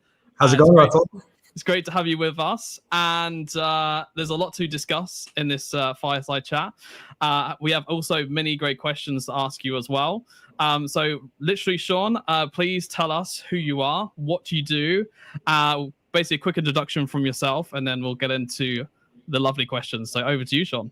Yes, great to see you, Russell. And I want to thank you and Chris for putting together the GatherVerse. I think this is so important to bring people together, talk about these topics and what's the next way we can all connect, right? And I think it's what all these discussions are about. So I'm Sean Mann. I am the co-founder and CEO of a company called RP1. And we created the first metaverse browser. And so if you think about when someone introduced the first web browser that ushered in the World Wide Web, which really connected the world, whether it's commerce or socially, we have created literally the first construct of a metaverse browser that will enable everyone to build on their own servers. And the browser seamlessly will connect everyone to all that content, whether in the real world with AR glasses or in virtual reality with your VR headsets and mobile devices and whatnot. So super excited. That is really awesome, Sean. And I mean, honestly, I have so many questions to ask you. I'm not going to give you all of them, though. Don't worry, because there's like a list of 50. But we'll cut that down to about 5, maybe 10 max, right? Which is, first of all, how do you personally yourself define extended reality? I'm curious to hear your thoughts on that. What are your thoughts when it comes to the extended reality aspect? Yeah, I think extended reality is taking the way we interact with people and our daily lives and just making it better. And so if I'm stuck in my home, and I think you remember the days of COVID where, we took away all in real world experiences and whatnot. Virtual reality allows you to connect anywhere in the world instantly with experiences and people a lot further than you could do with websites, right? Right. And if you think of AR, its ability to extend our reality as far as what's in front of us to make it easier to navigate the real world. And instead of walking around staring at tiny little screens, you be able to have people that magically can join you from VR in your AR glasses and go into different stores and interact with Costco's and Walmarts and have them easily find things on the shelves or whatnot. It just makes our lives better with these technologies. And so I think it's a new way of connecting each other seamlessly so we can interact and enjoy experiences that were taken away from us in the real world. No, I do agree. I think when it comes to connectivity and being able to connect with each other, it's a new way in which to be able to do that. I mean, we're talking about the different sort of devices, right? I mean, we're talking about AR glasses, then we're talking about contact lenses. I mean, what's next after that? I'm sure there's some mostly other versions that are going to come out, maybe holograms or something crazy. Yes. So when it comes to the true meaning of extended reality, what myths or misconceptions do you counter most in your work when it comes to the extended reality aspect?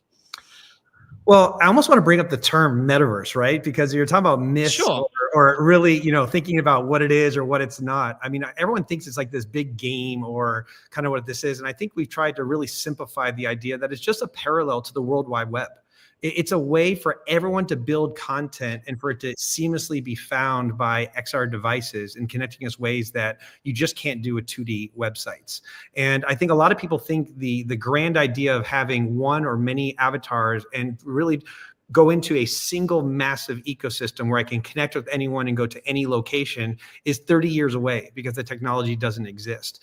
And we're here to share that those have not only been solved, but it's now possible to create a massive open ecosystem that will rival the World Wide Web to make it easy for anyone to participate at any level and connect to these types of technologies. So super excited about that being possible. No, I think I honestly agree. And it also makes me think about, what we spoke about our roundtable discussion, which is Stefan brought up an interesting point that, about AR glasses and saying that only 45% of the world by 2035 are actually going to have, access to AR glasses or to be able to use them, right, to a good level. So what are your thoughts on that? And, how can we potentially solve that? Yeah. Well, I mean, it's been 30 years in the making, right? I mean, there's been multiple decades that I think a lot of visionaries from the XR space has envisioned the time when AR glasses will be the next device that connects us in the real world. And I think until now, you have 6 of the biggest tech companies spending hundreds of billions of R&D dollars to create the first commercially viable AR glasses. And I think the reason why that's important is I do believe it's going to replace cell phones. In fact, Tim Cook and some other members at Apple have publicly said that the iPhone could be defunct in about 10 years, because there's one thing about walking around the real world. If I need to stare at a 6-inch screen trying to interact with my environment seamlessly, it can't compete with AR glasses. And so if I want the idea that I'm walking down the street and a friend of mine from a different country or a different location can show up with me and enjoy that in real world experience seamlessly, that is going to change the game as far as how we connect as a human nation. And I think it's important that we are brought together with these devices and really power kind of what that future looks like. And then I do want to add, like, when it comes to these, by the way, this question is not on the questions or anything, but these are just questions I'm actually thinking off the top of my head, which is, when it comes to AI and when it comes to XR and how these collide together, is that going to sort of enhance the experience, or is that going to potentially, not enhance it, as in the opposite? Yeah. So I want you to think of like plugins for websites. AI is really tools that allow you to do many different things, whether that's world building or building apps or software, whether that's a digital assistant or even a digital pet that you can interact that's in your AR Interesting. glasses. These AIs are just ways that we can interact with software that makes our lives better. And the idea of a metaverse browser enables anyone to build real-time software and have it show up based on proximity that you can interact with. And so if you think about it, AI, imagine if I'm walking into a Walmart or a Costco, there may be an AI that greets me and says, hey, what are you looking for? And I'm like, look, I want to find, the dog food in Costco or something. And it draws a digital line to where the dog food is. And I'm able to find it really easily. Or, when you walk into Home Depot and there's like nobody around and I just want to find the nails, I can easily just ask Home Depot's AI, hey, where's the nails? And it draws a digital line and shows me exactly where I need to find my product. And so I think of AI as just tools that can, take medial jobs and make it really easy for me to interact and make my life better. And I think when you think of it that way, I think the browser makes it easy for anyone to build these types of tools and instantly connect it to different experiences, no matter where you're coming from. I've heard you bring up the browser a couple why is the metaverse browser so important? I'm just curious, so that the audience can understand too. Why is the metaverse browser so important? I mean, it is extremely a historical moment, and the best way I can describe it is actually going back to history. And if you think about when the internet was formed, you had walled garden platforms that were like AOL and CompuServe and Prodigy. And their sole mission was to keep you inside their walls. They gave you email, they gave you news, they gave you ways to communicate, but they wanted to stick you inside their walled garden and never have you leave. And there was something that was called the web browser, which is one of the greatest creations of software that mankind has ever seen, that opened up a massive open ecosystem that we refer to as the World Wide Web.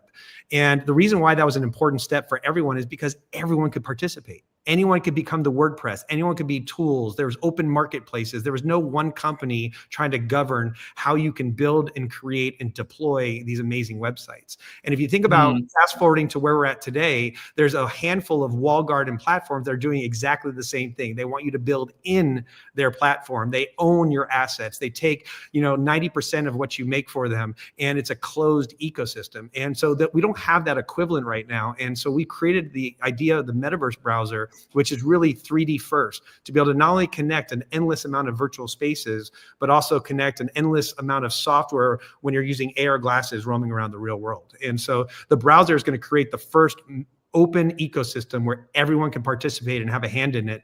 And we're just happen to be the first to really go down this direction. So we're excited about sharing it with the community. And then just one other question as well, like when it comes to safety and when it comes to sort of the other aspects and us being able to trust this metaverse browser layer, right, so to speak.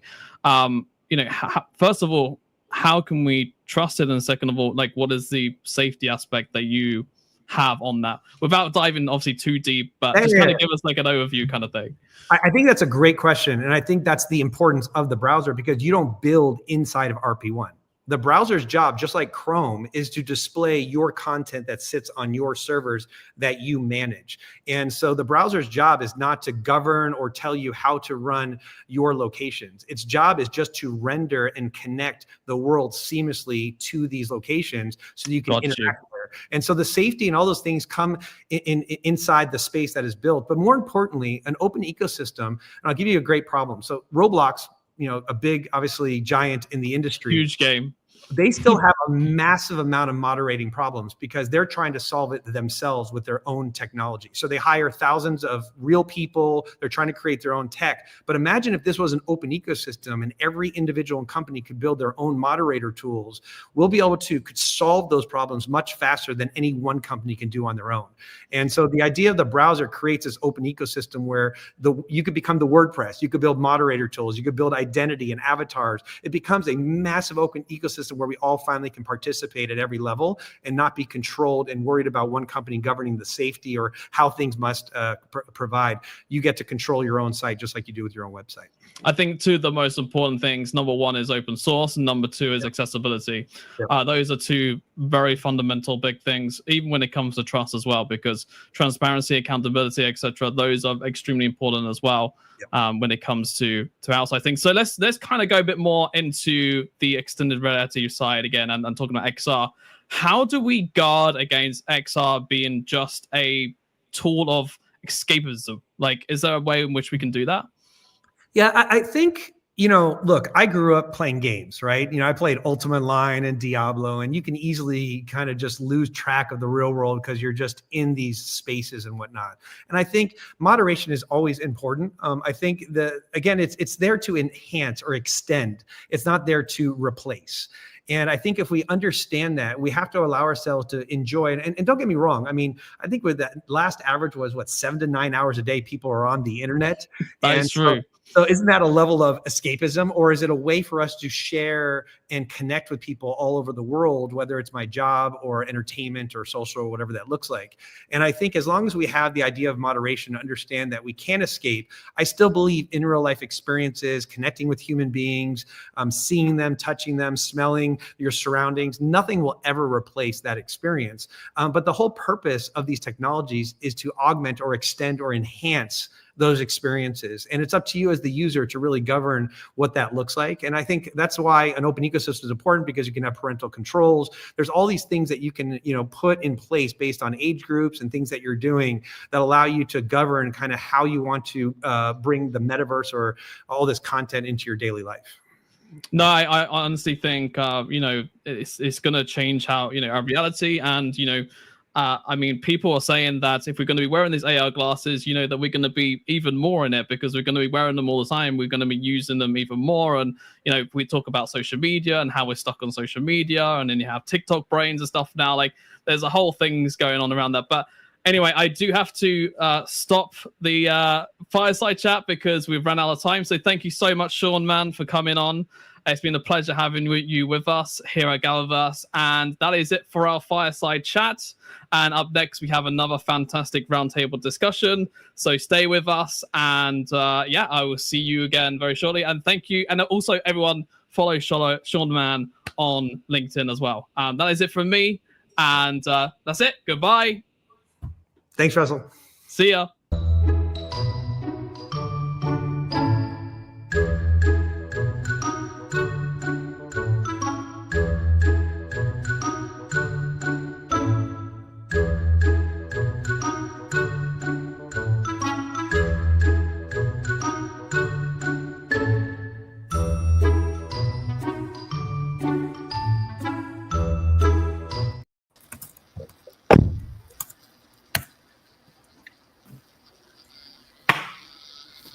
Hey. Hello. All right. Hello.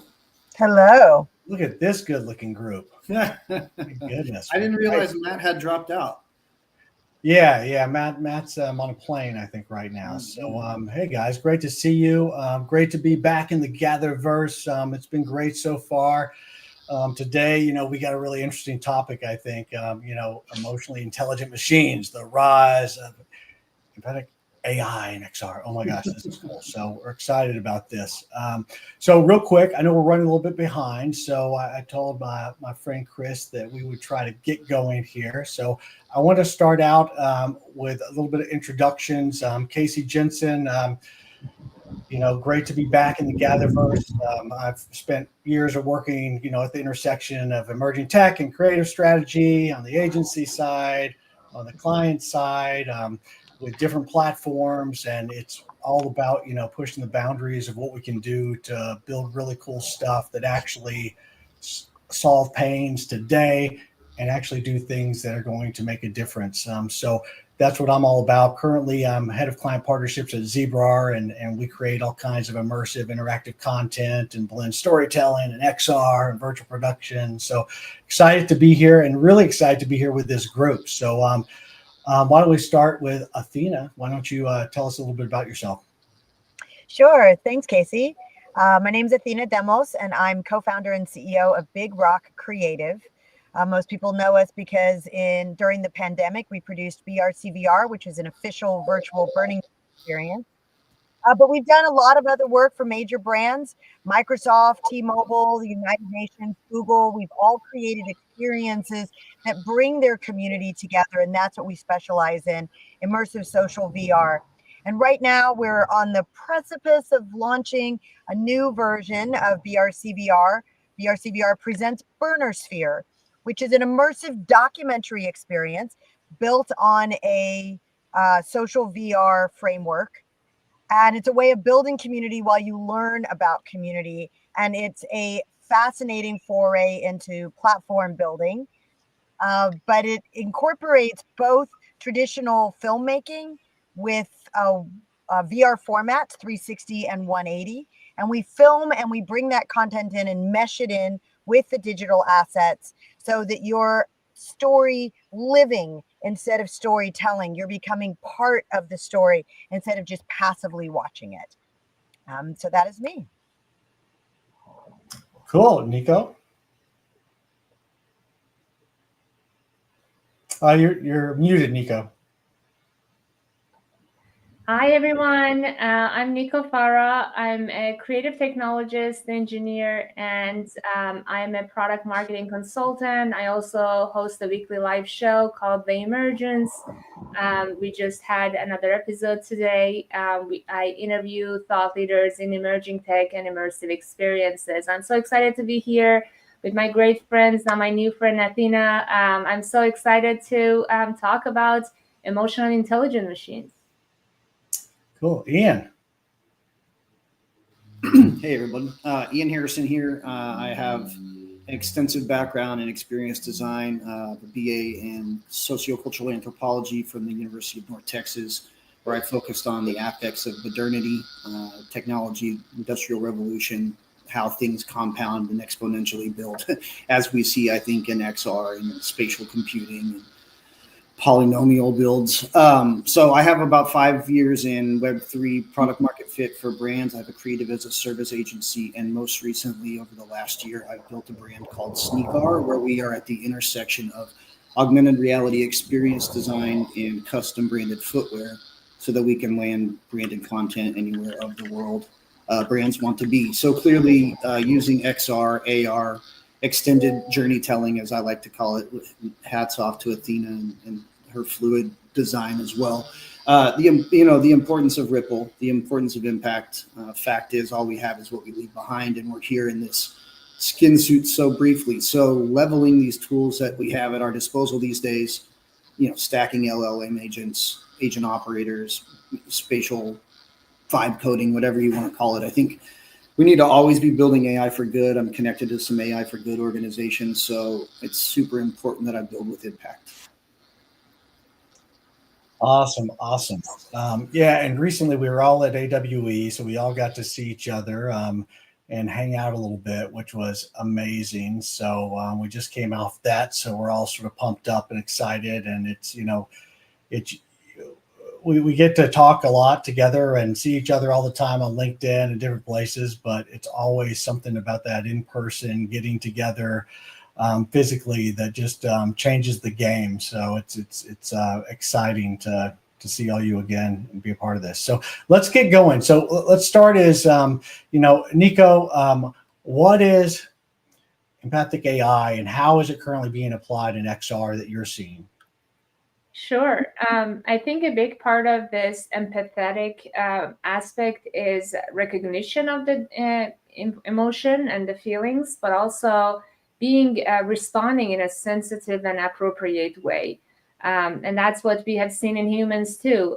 When we know what exactly it means when a human is empathetic. So similarly, hopefully our AI is going to get to that level. So, and I think XR is very important in this journey because a lot of times when we're talking to a machine, it just doesn't feel as real. But we know, at least those who believe in immersive experiences know that the impact of these technologies is different. It just takes you away from this mindset of, this is not real. It actually feels a lot more real. So I'm really excited personally to be more engaged in this empathetic, beings. Yeah, Athena, you want to add anything to that? I know all your work with Burning Man and different things, you have a lot of experience with interaction within these environments. You got to unmute, Athena. I have noticed that where AI is lacking right now is being empathic. It can follow a routine in a conversation as it's laid out and do its best guess. But I find it very difficult to actually get an empathic response from AI. I know there's some really good apps out there working on it. Trip released one called Kokua that is supposed to be really good at disseminating tone of voice. But again, it's not actually being empathic, because to be empathic doesn't mean that you just understand the other person. It means that you actually feel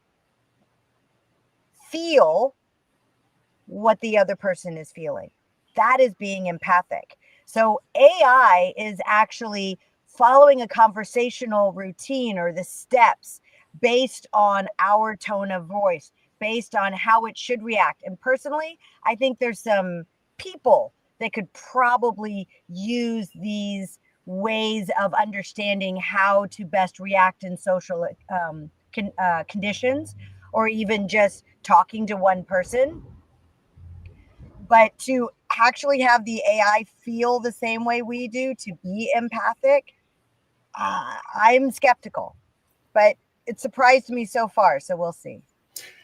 Ian, is there an example of where you've been playing with some of these tools where you sort of felt that emotional awareness at all, or 100%? But I also have to go back to Athena's point.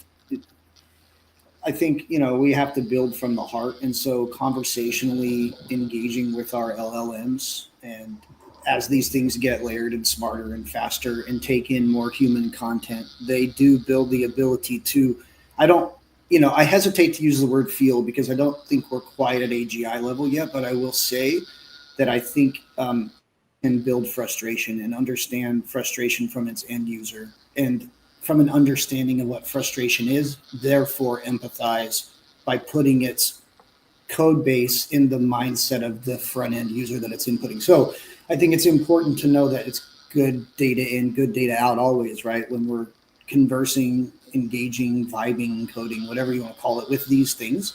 So back to your point to land the plane, yes, I've been building out a very detailed stack, like 5 handshake API stack of just that. So I built it called Surrogate Oracle. And the sole purpose of building this thing is, like, in an over inundated age of connect, like, subscribe, share, follow, which most of us do very little of once we initially make that first handshake. It's kind of just like showing some emotional blind spots as we become more digital and we surrogate ourselves out into the digital existence. Like, how do we make that more humane?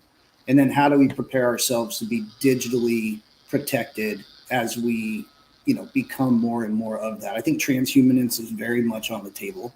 I think the next epoch of evolution is implant-based, whether it's eyewear first, which I think is what we're all talking about these days. And we're seeing it with XREal to Snap to everything RP1 was just talking about. So yes, emotional building is crucial so that we get emotional results out. Cool. Let's look at the next one. Let's see. Why don't we go with Athena? Why don't we start with you on this? How might emotional intelligent AI enhance learning, therapy, or leadership training?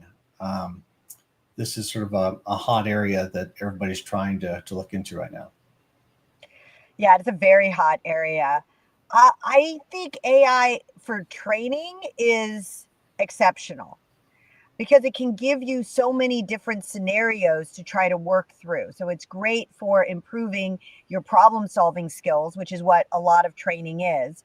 Like, this is how you do these things, and then something breaks and you have to fix it, or something happens and you have to respond to it.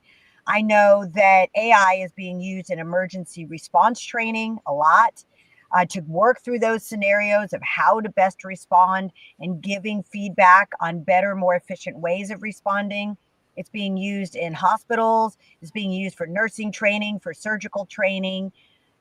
So I find that it is an incredible tool to make us better. And like I said, it's being used in therapies. It's being used, especially virtual reality, is being used for therapies with PTSD, various different paranoias, for people that just need to rewire their brain for one reason or another. Either you're stuck in a negative feedback loop, or something has occurred and you've lost some mobility in a hand, or your ability to have a reaction in a certain way. AI helps you build those tools back up in yourself. So it's a great tool for self-improvement. Yeah, I think they've made a lot of, we'll talk about it in a minute, but they've made a lot of inroads with as far as analyzing tone. It's still not perfect, but also when you can add vision into it to be able to understand facial cues and stuff. I mean, that takes it to another level when you can start really understanding, seeing a person as they're interacting with this stuff, and adjust the training or the mentoring or counseling to that, visual cues, which I think is really interesting. Nico, anything on that? Sure. I think from my perspective, it is very much around scale and access. We could have therapists before through calls, and we saw that a lot during the pandemic. But now we have the opportunity to maybe create a digital twin of that therapist, and scale that access to and make it more affordable. Or if we are talking about education, we can have personalized education for special needs, and make this accessible at scale. or if it's about training or coaching, same thing. So I'm really passionate and excited about the opportunities when a lot of people are empowered with this possibilities. Yeah, I mean, there's a big problem. I live in a big university town. It's like it's a big issue that there's people that are waiting 3-6 months longer to see a therapist, especially young people. And it's like it's crazy that these are tools that can help scale some of that, at least to fill the gaps, to be able to give some people access, whether it be and the financial side is a whole nother thing that's just crazy and out of touch for many people. So I think the more we can use these things to get with people sooner, and then get them referred to an in-person counselor if needed. But it's like there's a lot of people just sitting there waiting and get frustrated because they can't get access, which I think is really sad when it comes to this kind of stuff. So that's great. Ian, anything you want to add? Just briefly, that I think you guys are spot on. Listen, I think neurodivergence is another huge factor that we could get into about the impact of XR expressly, because learning modules built out to sort of self-drive from almost a Montessori method sort of framework. I think everybody learns differently, and it's great that there's some standard that we can set a rubric to. But if we consider more impact for AI and XR and creating a persona, an educational persona around the neurodivergent student, and then creating immersive learning modules, I think we'll really start to see tailored outcomes that could show, immense gaps. I mean, gap crossing, not immense gaps. But yeah, I think just looking at the neurodivergent side of things as well. Absolutely. Yeah, Athena, I think this is something really all hot for all of us here is how do we define ethical limits for emotional manipulation in immersive spaces? I mean, this is something that's been, from Horizon Worlds and different things that have happened. This is big, and I think it's turned some people off that, were early in some of these spaces, So how do we start to come together and try to define these as a community and make sure that we put in barriers in place so it doesn't happen? Well, it's really important to set up community standards. That was something that attracted us to AltSpace initially, because their community standards, which was listed on their site, was something that we could get behind. They very much mirrored the principles of Burning Man. So we were like, okay, these people have a similar set of ethics and principles that we have, and we'll be very comfortable on this platform. We have also built out our community standards, also based on the principles of Burning Man for Burner Sphere, so that when the community comes, they know exactly what's expected of them and also what they can expect from the other people that are on the platform. But beyond that, there are organizations that are actively working with companies to help build ethical principles in the metaverse. You have the XR Guild, which has a sort of a working set of principles that the membership go through and reconstruct almost annually to make sure that it fits the way the industry is and the people in the industry are going at the time. And XR Guild is filled with representatives from all the major companies. And then you have the Metaverse Standards Forum, which I'm one of the co-chairs of the Ethical Principles, Principled Ethics in the Metaverse Working Group. And we're looking at all the different modalities, all the different platforms, and all the different ways that they have brought ethics in, who's doing it, who's not doing it, who's created a safe space for their participants, and who is just letting it be the wild, wild west.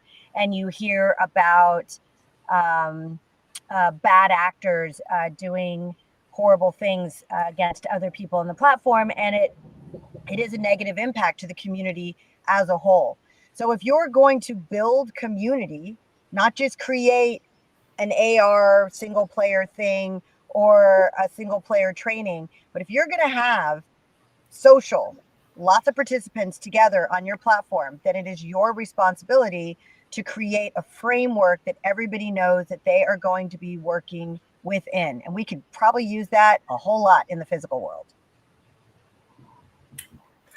Yeah, no, that's great. I think, you know, outside of some of those things, just, you know, I was an ad tech for a long time. I mean, you know, getting it right in the beginning as far as understanding how we're influencing people and what that influence looks like, and that we need to be aware of that.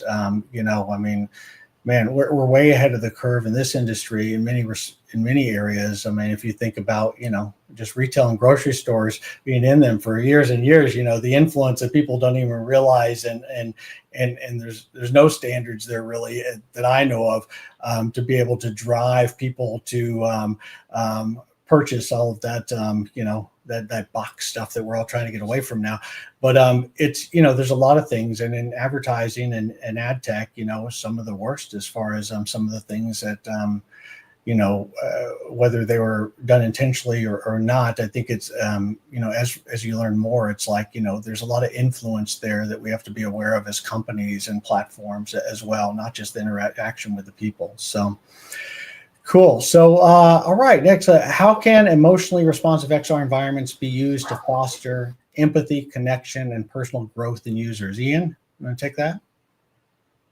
Sure. Yes. Okay. Absolutely. So this kind of ties back into a little bit about neurodivergence, but larger picture macro is feeling like we've got a resource, or as Nico was mentioning, these digital twins of ourselves. Even the way I call it is like a meta me. So like back to the surrogacy of our digital presence. I think having an asset or a tool that we build alongside of us as sort of like a companion, or like a way to help us navigate the unknown as we all charter it together. Cohesion is so crucial for like societal movement. And so ways that we can feel connected while we're also scattered around the world is just so important. And so I think that's how emotionally responsive XR or emotionally responsive large language modeling inside of immersive experiences can help us feel individually felt, heard, and supported, but then, you know, maybe help us with the unknown unknowns of where we're missing some blind spots in connectivity in the world as well. Yeah, you know, I think, you know, this has been sort of something that's been really on my heart lately. You know, and part of my understanding and connection, you know, I was thinking about all the stuff going in Iran. You know, Nico's from Iran. I have another friend who's from Pakistan, and through them, a guy from Texas, through them, I've been able to understand a lot more about the people, the actual people on the ground, the things they go through every day, what they're dealing with. And, you know, I think more than ever, this day and age, understanding and having empathy for people around the world, and you know, we have the ability now to be able to put ourselves in their shoes and understand, and that's really important these days. And I think when I was at South by Southwest, and one of you guys, I bet Athena or Nico have seen this, but the Carne Arena experience that they did, I don't know if you've heard about that, but it was, you know, won Academy Award. Alejandro, I think it's Inarritu, I probably butchered that, but he's a Mexican technologist, and he created this, and they were talking about it in this one session, and it really was amazing. Where, you know, you walk into this tent, you're blindfolded, you put your device on, you can't see it right now, you have your VR device, and you walk in, and the minute you walk in, you're stepping into sand, and you don't know what you're stepping into, but you're stepping into sand, and it's hot. There's hot lamps everywhere heating you up. You have no idea what's going on. All of a sudden, it turns on, and you're in the middle of a sort of, desert type, area, and and all of a sudden you see people running towards you. And these are people coming from the border, and they're all running at you, and you don't really realize what's going on. You're looking around, and people are coming at you, and you hear people yelling and screaming and running. And by the time you figure out, all of a sudden, there's all these border patrol and stuff with guns right in your face, saying, "Get down, get down, get down!" Pointing at you, and all of a sudden you're like down.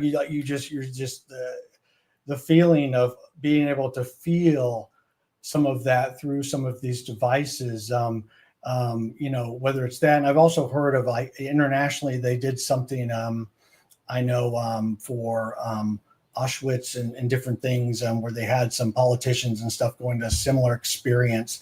And to be able to have these experiences where you can feel what other people are going through, no matter what what political side you're on to anything, everybody should be able to feel both sides of this, and using these tools to be able to feel and empathetic to it can be really amazing now with some of the technology we have. So that's something that is pretty amazing. All right, so let's see, Nico, if we can teach AI to demonstrate empathy, what might that reveal about how we teach or fail to teach empathy in humans?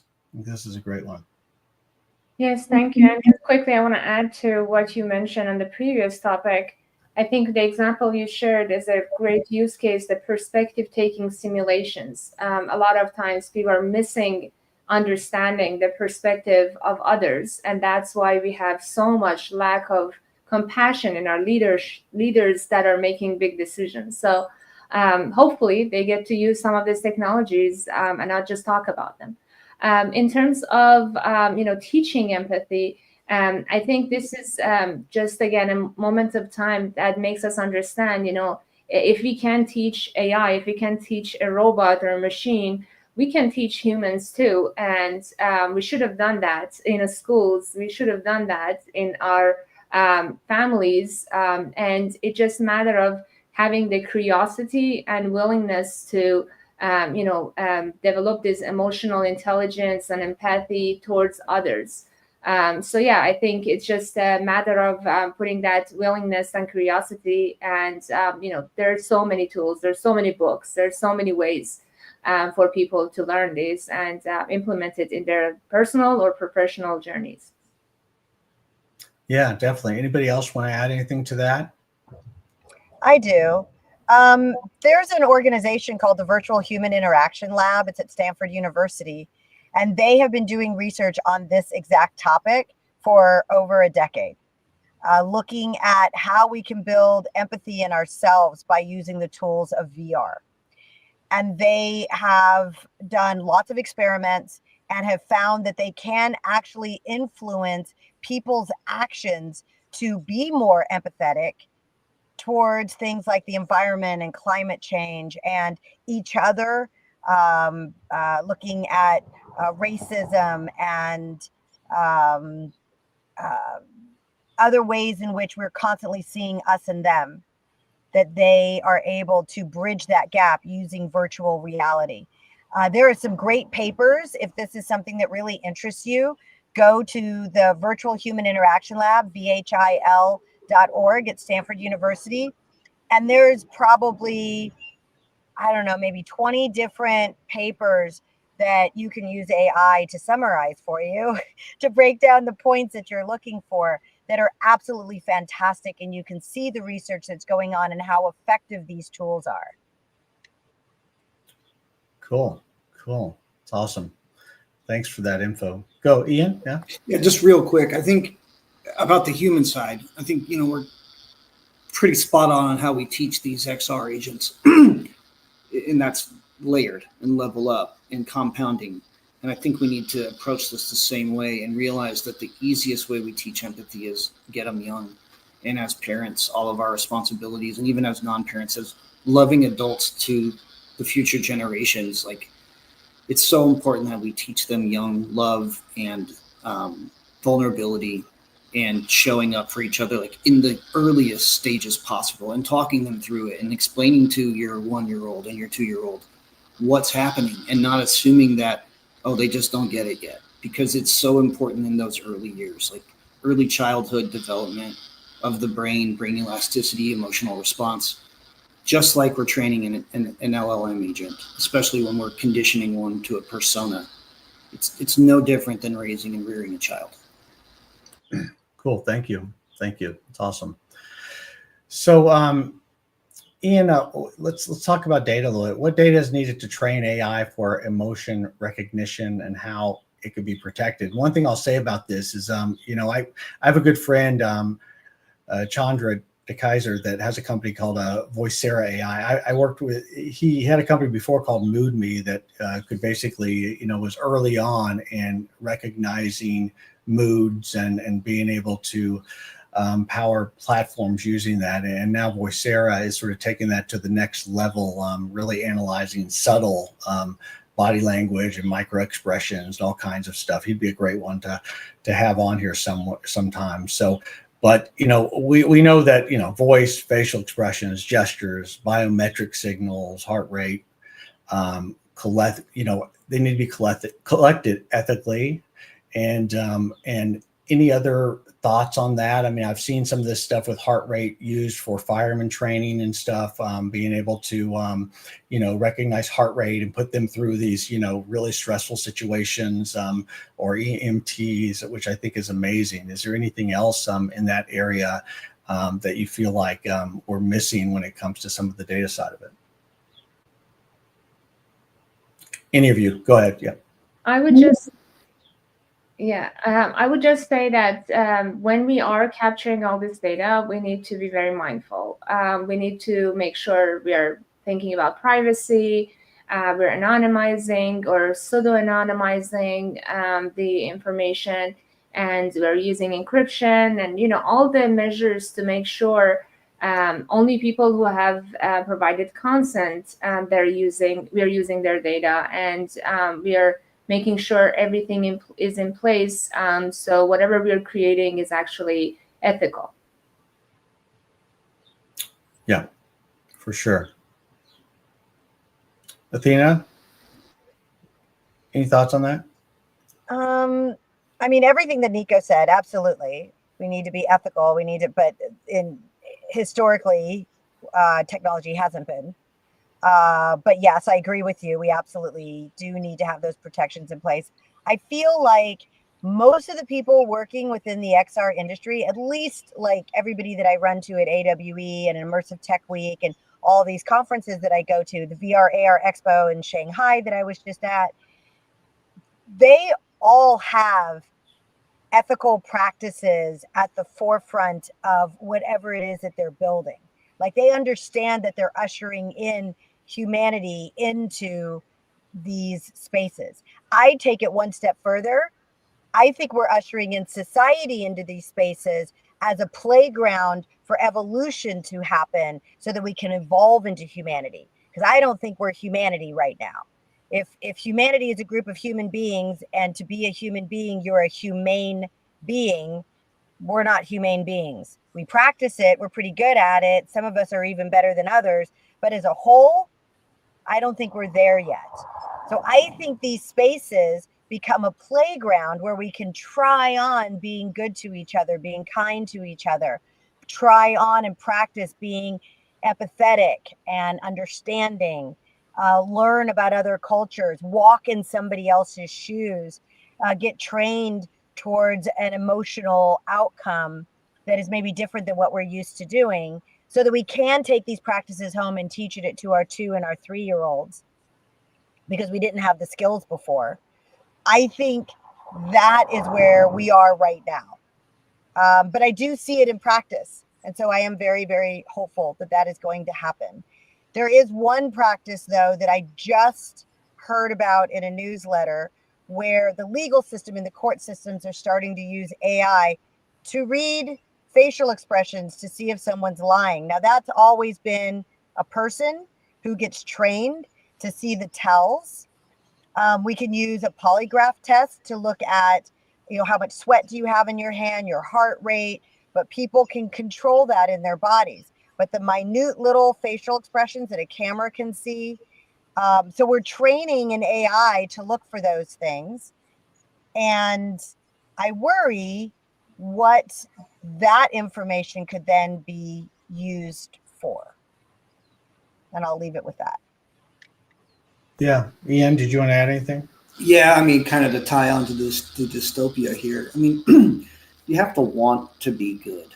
And so as much as I want to think that humanity will someday marvelously be humane collectively, I think these moments that these conversations are happening, largely speaking that GatherVerse is happening, more largely speaking like our target sector, our technology sector, the people that think like us, right? And like why we move in culture groups, sacred, profane totems, all the anthropology behind it. I think like we need to focus on the good and build for good because we have good intent, acknowledging that there are just people that want to watch the world burn. And there is just something that is repeated throughout history about that. I don't think it's just a lack of tools, unfortunately.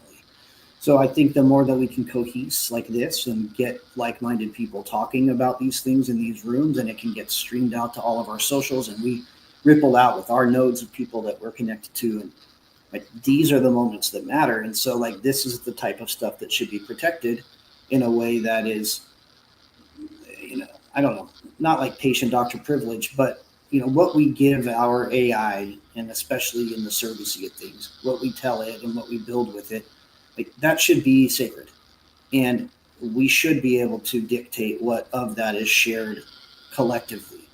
Now, I do feel like there is a global responsibility, humanely, Athena, that we do offer this into the collective. And in anthropology, it's called the anthropological record, and that's sort of like what, as anthropologists, are we leaving to it? What are we discovering? What are we observing? What are we engaging with? What are we impacting? And that's like our contribution while we're here.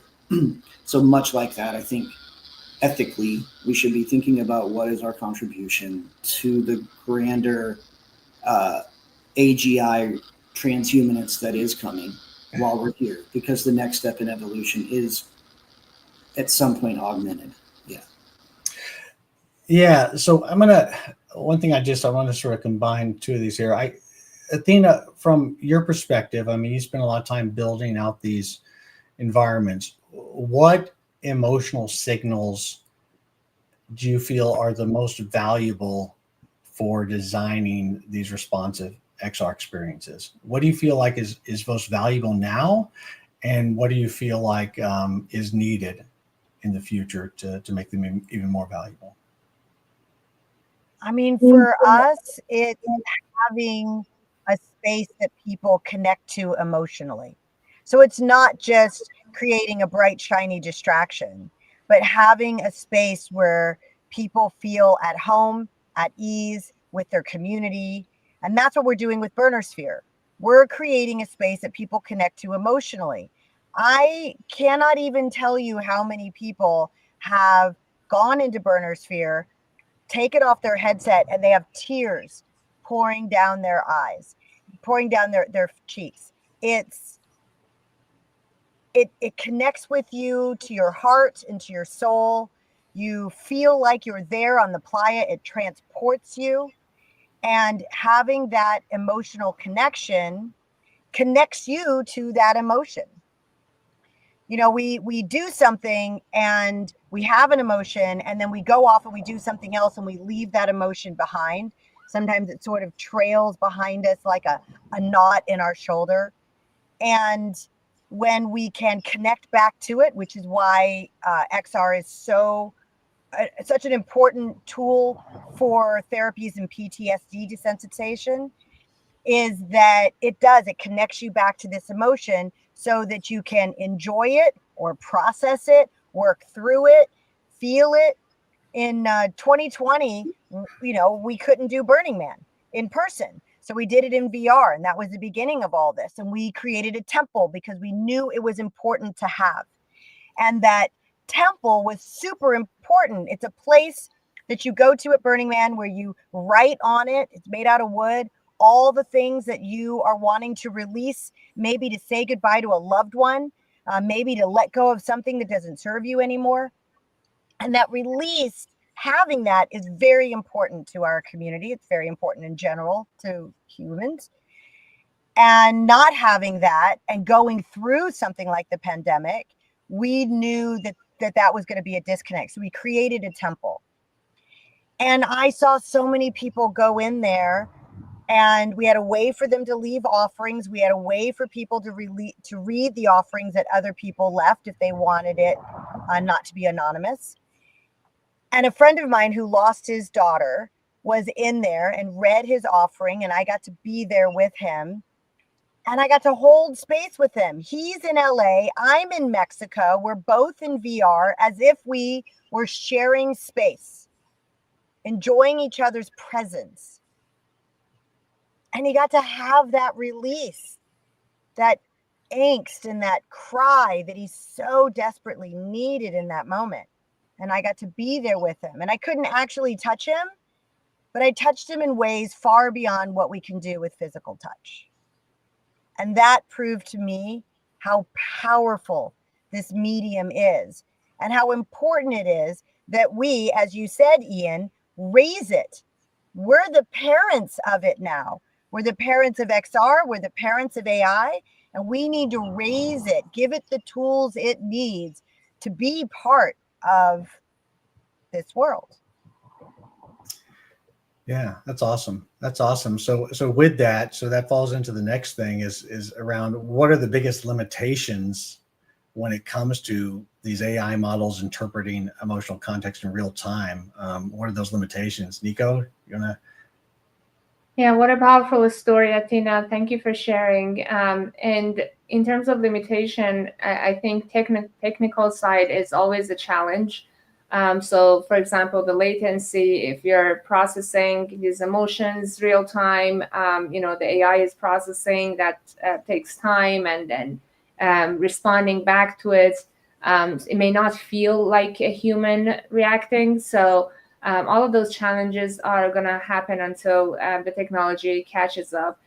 The other part is about, what we put into it, like biases. What are we training it on? Are we going to have challenges like we had with computer vision when we trained on certain races and then it wouldn't work properly for others? Or, the bias towards the expressions or the algorithm that we have. All of these challenges could show itself in this, a new realm, and it's important to be mindful about them. Yeah, definitely. Ian, I know you use a lot of AI agents for different things in marketing and operations and things. Are any of these utilizing some of these sort of emotional recognition when it comes to they have customer service tools and all these tools are out there. I don't know if you've seen any of that with some of the tools you're working with. Absolutely. I think the platforms you're using has some of that stuff. Yeah, I would say the most emotionally intuitive platform that has different agent operators trained for different target sectors within its own product score is Sintra, Sintra.ai, Sintra. It's done a really good job of really nailing down each of its sort of builds within it to do its function well. So the personal assistant is Visi, and I use Visi for quite a lot of just conversational based iteration, ideation, blah, blah, blah. And over the last 8 months of using it, it's gone from a tabula rasa or a blank slate to really understanding my tone.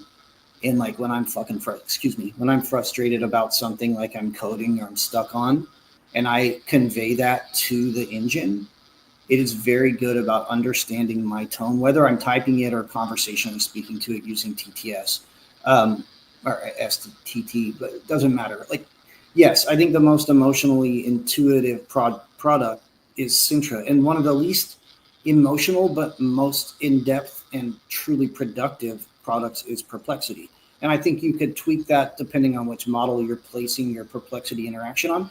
But I will just say it's the best at like removing positive reinforcement when I ask it to, building out like NP complete scenarios for me when I'm trying to get to through tough products. So I would say like I use whatever core I'm building something in as its base.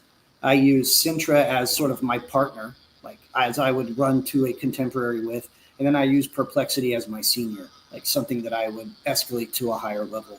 And I think using those flows has worked out really well for me. It's not a rubric. It's not like, oh, do these things in these steps and you're sure to succeed, right? This is not like a 1980s cassette tape success quick scheme. It's just the fact is like we have to build with the tools best to accentuate our end goal. So if you're trying to build with like a Blaze.ai, which is really good at creating content quickly, like Typeform and PDFs and marketing content, and you want to try to build an application in its AI agent, you're just bound to fail. So like product market fit really comes into play here, and using the best tool for the best build.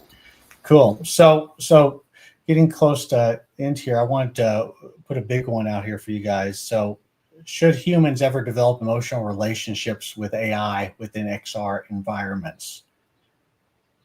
I would say yes. When AIs are satisfying our needs more than humans, why not? Dating is an example. In the US, nearly 1 in 3 young adult men and 1 in 4 young adult women said they are chatting with an AI girlfriend or boyfriend. So we are in this day and age that these things are becoming real. And the reason to that is because a lot of these tools are understanding us better. They're not judging us as much. They're much more emotionally responsive. They're accessible, available, and they're just getting better and better. And we can use it for good, or we can use it to teach us. It doesn't have to replace us. It can be used for a lot of ways, for emotional support, for dating, or other use cases. So I'm a big supporter, and I'm using it myself for so many ways. Yeah, I mean, it's crazy. It's something about every morning when I walk the dog, I'm talking to ChatGPT a lot, and it's and it has started to understand my tone, and if I'm sort of frustrated with something, it'll pull that out. But just having, just being able to talk through your workday and what's going on and stuff, I mean, it is pretty amazing how it can really help sort of have clarity on what's going, especially when you work remote and you're in a remote setting all the time. It's pretty interesting. So last comment, everybody, anybody have some last comments as we wrap things up here? Athena? No, you're good? Ian? I think we said it all. I don't really have any last comments. I mean, I'm actually excited. I know I can naysay a bit, but I'm excited about incorporating more AI. I use it all the time. I talk to it sometimes to work out a problem, and yeah, it's a very exciting time. We just need to raise it well. Yeah. Excellent. Yeah. Ian? I was just going to say, kind of to that note, we just need to be mindful, like always be mindful of what we're giving it, what we're looking to get out of it, and that we're spending enough time like in the here and now to be present with how we're using these allies, these tools, the roles that they play with us in our lives. To Nico's point, there is a lot of emotional support that comes from these things. So I just mean, like, as I mentioned earlier, turning off positive reinforcement, things like that. I think people find easy access into having a boyfriend or girlfriend or androgynous partner through the agents because it's a constant ego stroke as well. And so I think that can build myopathy, and like you could really get into a tunnel vision scenario where you start to believe these things that you're being told are accurate when maybe they aren't. And so I think just being mindful. Yeah. Cool. All right. Well, everybody, make sure to go and follow and check out everyone on this panel. They're all amazing to follow and see what's going on. Nico talked about her amazing show, immerse show that's every Tuesday. Check that out. But Ian's doing some really cool stuff and has some really cool products and stuff. And Athena has some really cool things coming up that hopefully will be announced soon. So stay tuned to her as well. So thank you so much. And great to be together. And we'll talk soon. Thank you. Bye.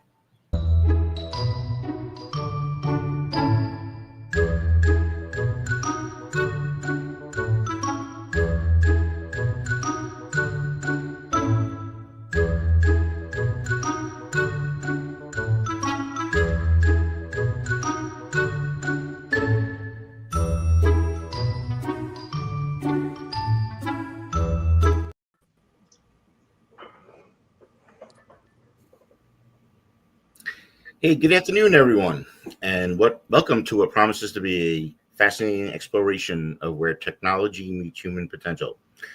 I want to begin by thanking and acknowledging the GatherVerse for creating this remarkable platform. where we can examine the most pressing questions at the intersection of augmented reality, artificial intelligence, and the human experience. The conversation happening all across the summit are shaping how we're thinking about the future of immersive technologies, and I and my panelists are honored to be part of this dialogue. So who am I? I'm Richard Bukuski. I spend a lot of my time as a strategic forecasting consultant exploring what I call digital realities. This is the space where physical and digital experiences converge, creating new possibilities for human capabilities and connections. I'm fascinated by the pattern that I have seen across multiple industries, and it seems also the ones that are being successfully implemented are those that aren't replacing the human capabilities, but either enhancing, amplifying, or mimicking them in the ways that all feel natural and intuitive. Today's conversation is centered, what I believe, on one of the most critical design decisions of the technical movement. Are we creating systems that enhance potential? The enhancement approach works with our biological heritage. It recognizes that humans have evolved a sophisticated perceptual and cognitive systems over millions of years. And the most powerful technologies are going to be leveraging these existing capabilities rather than circumventing them. So I'd like to introduce my panel. Please, everyone. Billy, ladies first. Could you share a little bit about yourself and some of the things that you're working on? I'd love to. Thank you so much for having me. It's a pleasure to be here. Everyone, I think, can hear me okay. Let me know if you can't, and I'll adjust. My name is Billy Whitehouse. I'm the CEO and creative director at WearableX. And I have been in the wearable technology business for almost 13 years. My career started in a slightly entertaining space, but in a space worth mentioning. It's vibrating underpants for couples in long-distance relationships. I made a product called Funderwear back in 2011 and 12, and then took that over to China in 2013-14, and then eventually I came over to the US, where I have been really focused on how we build clothing empowered by haptic feedback, so that we can go beyond just measuring and understanding the data that happens from the body, but really enhancing our experience, creating real-time actionable insights through haptics on the body. And what that looks like in its current state is a pair of yoga pants that can measure your posture and actually provide vibrational feedback on the body to guide you into each pose. This is paired with a smartphone app so that you connect via Bluetooth, and it gives you audio instructions and evaluates your posture using the IMUs in the actual pants themselves. This is washable, this is dryable. I've had it in the market for several years, and I'm excited to explore this panel with you all. Great. Tom? Hey, everyone. I'm Tom Zarega from Magnetic 3D. Great to be here with you. Thanks so much for inviting me to the panel, Richard. A little bit about Magnetic 3D. We are a glasses-free 3D technology company. We got into the market about 15 years ago, developing a digital signage network that started in malls. So we were very early to the digital signage space, and became enamored with 3D technology and where the future would take us. I think I was inspired a lot by science fiction movies of the 80s and perhaps was a little early to market with some of our technologies. But lo and behold, we have some amazing tech that is on the verge of holographic 3D, if you will, in terms of the experience, with lots of displays of different sizes that are all 4K. And the display is really a means to an end in terms of bringing XR technology to the forefront and removing the barrier to entry and the friction between the viewer and their experience of having to put on the headset to experience the 3D content. So I'm excited to be here amongst the panel and talk about all of the different exciting use cases of human-centered digital realities, and just look forward to chatting with you. Great. Greg? Hello, everyone. Grigor Bordia, or known as Greg. I am an old-timer in the area of virtual reality. And 33 years ago, I patented the first haptic glove because I understood that it was a missing sensorial channel My philosophy is that we have to make interaction natural so the user is productive in VR. And later on in my career, I got preoccupied with solving some of the unmet medical societal needs, first in the area of remote therapy, remote rehab. I worked with Stanford on the first cross United States tele-rehab using VR and gamification. Later on, I said, okay, we have to do something about the Alzheimer's epidemic and let the patient train at home without a clinician, but using the full power of VR and interfaces. And like you, Richard, I'm of the philosophy that this technology should not necessarily replace the human, but empowering. We all know we have very little clinical help and for the need that exists and will grow. So that's, I call this virtual rehabilitation. And through these decades of work, I decided to write some books because they were missing. This is my last one, latest one, I should say, not last, virtual reality technology. I'll be talking about it later today. Thank you. Great, great. Will?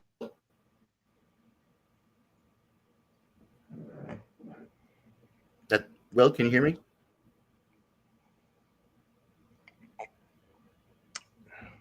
Will, whenever you're ready. I think we might be having some. I can hear you. I don't know what's going on there. Okay. Can you hear me? Okay. Yeah, for some reason it wasn't picking up. I can now, yes. Cool. Yeah, Will G, run a small creative technology shop. I am currently on vacation, so I'm doing the best I can in terms of Wi-Fi and connectivity. But yeah, we're an XR company that's located in Baltimore. We've been around for about 10 years. We've done 150 or so different projects over that time for a wide range of applications, from healthcare assessment to training to entertainment, obviously. It really grew. This company grew out of some work that my co-founder and I had been doing at our previous company, where we built a VR training tool for the NFL back in 2005. So got a pretty early, not as far back as Greg certainly, but pretty early look into that technology space, and specifically the application of training and learning, which we're really excited about. So yeah, these days we're working on everything from mobile AR to big AI-powered mirror installations and sort of everything in between. So thrilled to be here and having a conversation with you all. Thanks so much. And when you're ready, Oris? Yes, hello everyone. Hopefully you can hear me loud and clear. It's a great honor that I've been here in GatherVerse, and I have been getting all that useful input from all the experts in the field. I am the CEO, creative director, and founder of a company called GatherVerse. We are located in the Netherlands. And I have been exploring the XR domain for a couple of years due to my background from biosystems engineering combined with IT from Wageningen University Research, which is considered one of the greatest and high-ranked agricultural universities in the Netherlands. So currently I've been exploring the domain of gamification for various sectors: agriculture, healthcare, education, and art. And my research has been focused in the gamification of cross-variety sectors, the multidisciplinary cross-collaboration, and also the digitization of the pharmaceutical cannabis industry. I'm also an artist and entrepreneur. I've been the founding member and producer of a rock trio band since my young age, and I have been also an artist producing art since the age of 10. So I've been finding all my life ways to connect art and science, and also get inspired from other artists so I can contribute with my input, my creative input for the better of my kind using these disruptive technologies. Thank you. Yes, I know the art and health, is all also seems to be kind of leading, in the signals and trends, throughout these, multiple sectors. Okay, moving quickly, as we were kind of sharing before, and we all know there is a fire hose of information that is coming in, both data, experimental and practical. And just within the last 3 months, I have been able to. We're witnessing a paradigm shift from the technologies like replacement to human enhancements across the digital reality technologies. Excuse me. I'm just going to cover 3 real quick here, just as an inspiration, for our future conversations here. There has been a revolutionary haptic actuators developed that is able to give and achieve full freedom of motion and stimulate and touch simulations. Before they've mostly been kind of poking and maybe kind of moving, but now there's a lot of stretching, a lot of twisting, a lot of other things that are kind of connecting with haptics, that's making it, again, much more real, much more for the brain to connect. There has been a positive experiment with a brain to speech translation, for the a brain damaged, environment that achieved a 97% accuracy rate. And not only that, this technology actually cloned the person's voice. So they now have, instead of a robotic kind of speaking through the fan conversation, it's coming out with their own voice. And as you can imagine, the connections that will now reopen or open, for them. And there's continued success with the BCI, which is brain computer interfaces, implementations and implants. So they continue to, again, roll. They continue to, again, open up a lot of different, immersive environments, and or bringing people back into like kind of regular reality. These developments combined with there were 2 major industry events showcasing, mature enterprise positions for 25, making it the human-centric XR, year. From both experimental and commercial viability. And so one thing I love about this panel is that everyone here is doing something practical. It's kind of, everyone is doing it ready, and again, we'll continue to evolve. Again, I just want to talk about the first event was InfoComm that happened in the beginning of June in Orlando. It set an attendance record of 31,000 people. From 97 different countries, and the event itself established the human-centric AV designs, for the industry standards. The events showcased fundamental shift from hardware first to people first designs and approaches, and then emphasized accessibility, well-being, and diverse sensory, needs for all accommodations. Luckily, Tom was there. And Tom, do you have any observations and or kind of key points, if how it may have affected? And again, I know there was a lot going on, and kind of you and or your company.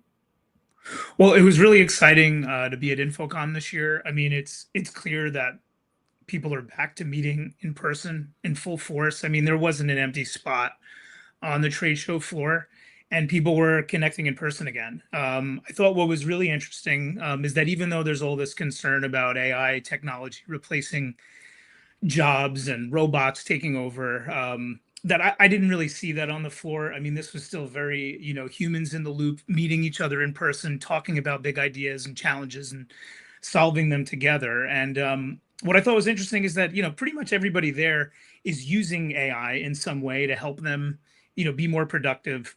Whether that's on a proposal or a CRM. And, some of this stuff has stemmed maybe from automation workflows that are part of the AV industry to try and make things faster to deliver to the client, or to help with maintenance and support or content delivery. But in the end, I mean, I didn't see, robots walking around the trade show having sales meetings or anything like that. So, I feel like we're very much in the first inning or just in the beginning here, and humans very much still reside as the overlords of the AV industry right now. And I think that's great because the human-centric approach to AV design was very clear at Infocom, and it's exciting to see where all this is going to go.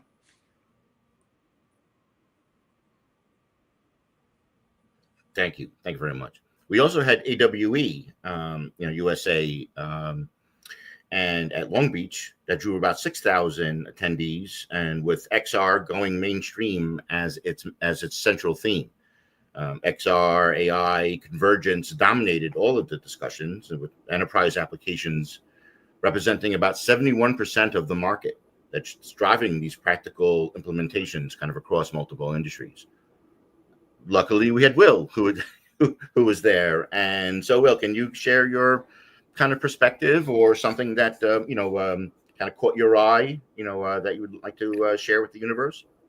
Yeah, no, AWE is one of my favorite events every year. It's been going on for actually 16 years now. So for 16 years, people have been getting together in larger and larger groups saying that we are moments away from all wearing smart glasses. It's always about 3 years away on the horizon. But actually, yeah, this year was exciting. Obviously, there's a lot more generative AI stuff happening, a lot more integration of smart glasses, and you could start to see some use cases that were actually really exciting. Like there was a fairly simple demo of Snap's spectacles where you could put these see-through glasses on. And I imagine we'll talk about some of the different human factors with these different devices and how they can, reinforce our humanity and how they can sort of subtract from it in some ways. But the demos that were exciting were things like, I'm looking at this thing, explain to me how to take this toaster apart, and it could kind of overlay instructions on real time. And those things have existed in kind of pre-baked, canned formats where someone, built a specific animation to show how to take this toaster apart. But this was really like sending it out to an LLM where it was figuring it out kind of in real time for any environment. So those types of things were really encouraging. Everyone was very bullish on how AI was going to enhance the XR industry. Time will tell. I think from a development perspective, certainly from an end user, we'll see. Certainly, everyone's more and more bullish on smart glasses at that show. Thank you for sharing that.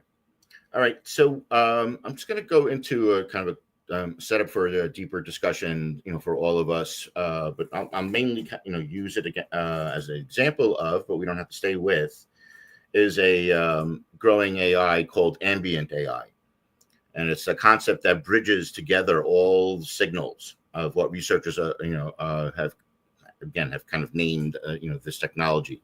And unlike chatbot and interfaces that dominate our current discussions, ambient AI operates in a kind of in the background, of the human experience, providing just-in-time support when our natural capabilities, kind of reach their limits or kind of, need their help or any number of things like that. So I'll put out this kind of first question, really to all, but I'll let Billy start. Was you've been doing a lot of human-centric design, kind of examples. I know you had mentioned your couples therapy, product, but I know you've also kind of worked on, I believe they were like, shirts, tops, kind of things like that. Can you share kind of any insight on like the integration of those kind of technologies into these very kind of personal daily wares? Yeah, for sure. I'd love to, I'll circle into that as we talk about sort of ambient computing and ambient AI, because I think what we're getting to now, which is really exciting, is the promise of what IoT 1.0 really said it was going to achieve, which was everything's going to be connected. We're going to help your life be much more seamless. We're going to be able to measure your sleep and understand how much water you've drunk and support you when you're going through recovery and know when your knee is, potentially tired from running too hard.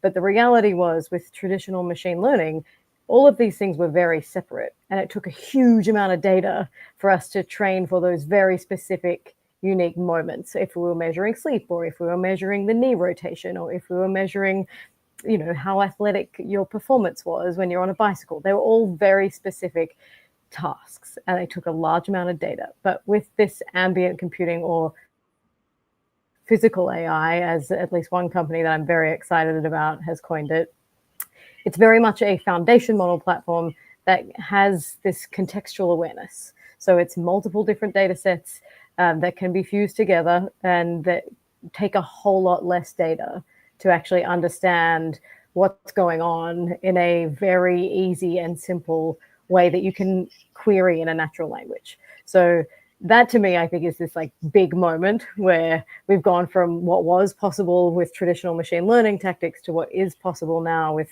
a foundation model approach, or with, you know, generative AI in the physical world. And that, to me, is where I think this really exciting new wave of technologies is coming, where we can have multiple different data sets fused together to have that contextual awareness of what's really going on with our bodies. And my focus has always been on the body. I'm a fashion designer by trade, actually. I just sort of fell into designing with electronics. And so as a fashion designer, you really have to think about the shapes, the movements, how the body stretches, what fabrics are needed to design for those parts of the bodies, and for, you know, let's call it for whatever performance you're trying to actually achieve, which means that you come at it from a lens of, okay, here is what the body does, and then what can we add to that to understand the body a little bit differently. So that's at least like my starting point is, you know, start with the body first, add the layers to understand what you're trying to seek out about the body. For me, that's really looked like working in the lower back pain space, where we've done some early pilot studies for people who are suffering from lower back pain, and asked them to perform several different yoga poses that would use their slow twitch muscles, but that ultimately they didn't necessarily know when they were going home from the physical therapy, from the physical therapist's lab, if they were doing it correctly. So we gave them a pair of our yoga pants. They were able to validate that they were doing these exercises correctly. And we actually saw a average of 16% decrease in pain for those lower back pain patients. So that is at least the starting point for me.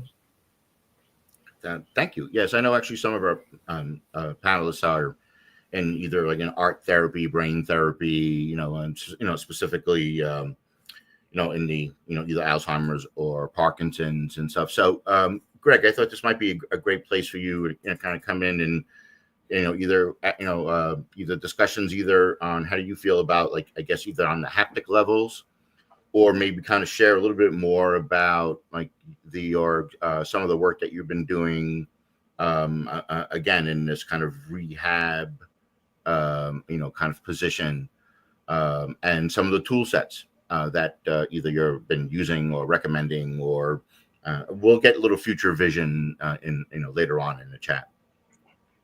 Yeah, I think it's important, especially for a technologist audience, to understand that the clinical place where you want to use a product is totally different. In my experience, using, for example, my students at Rutgers, who tend to create beautiful interactive scenes, which tend to be overwhelming for somebody who is cognitively impacted.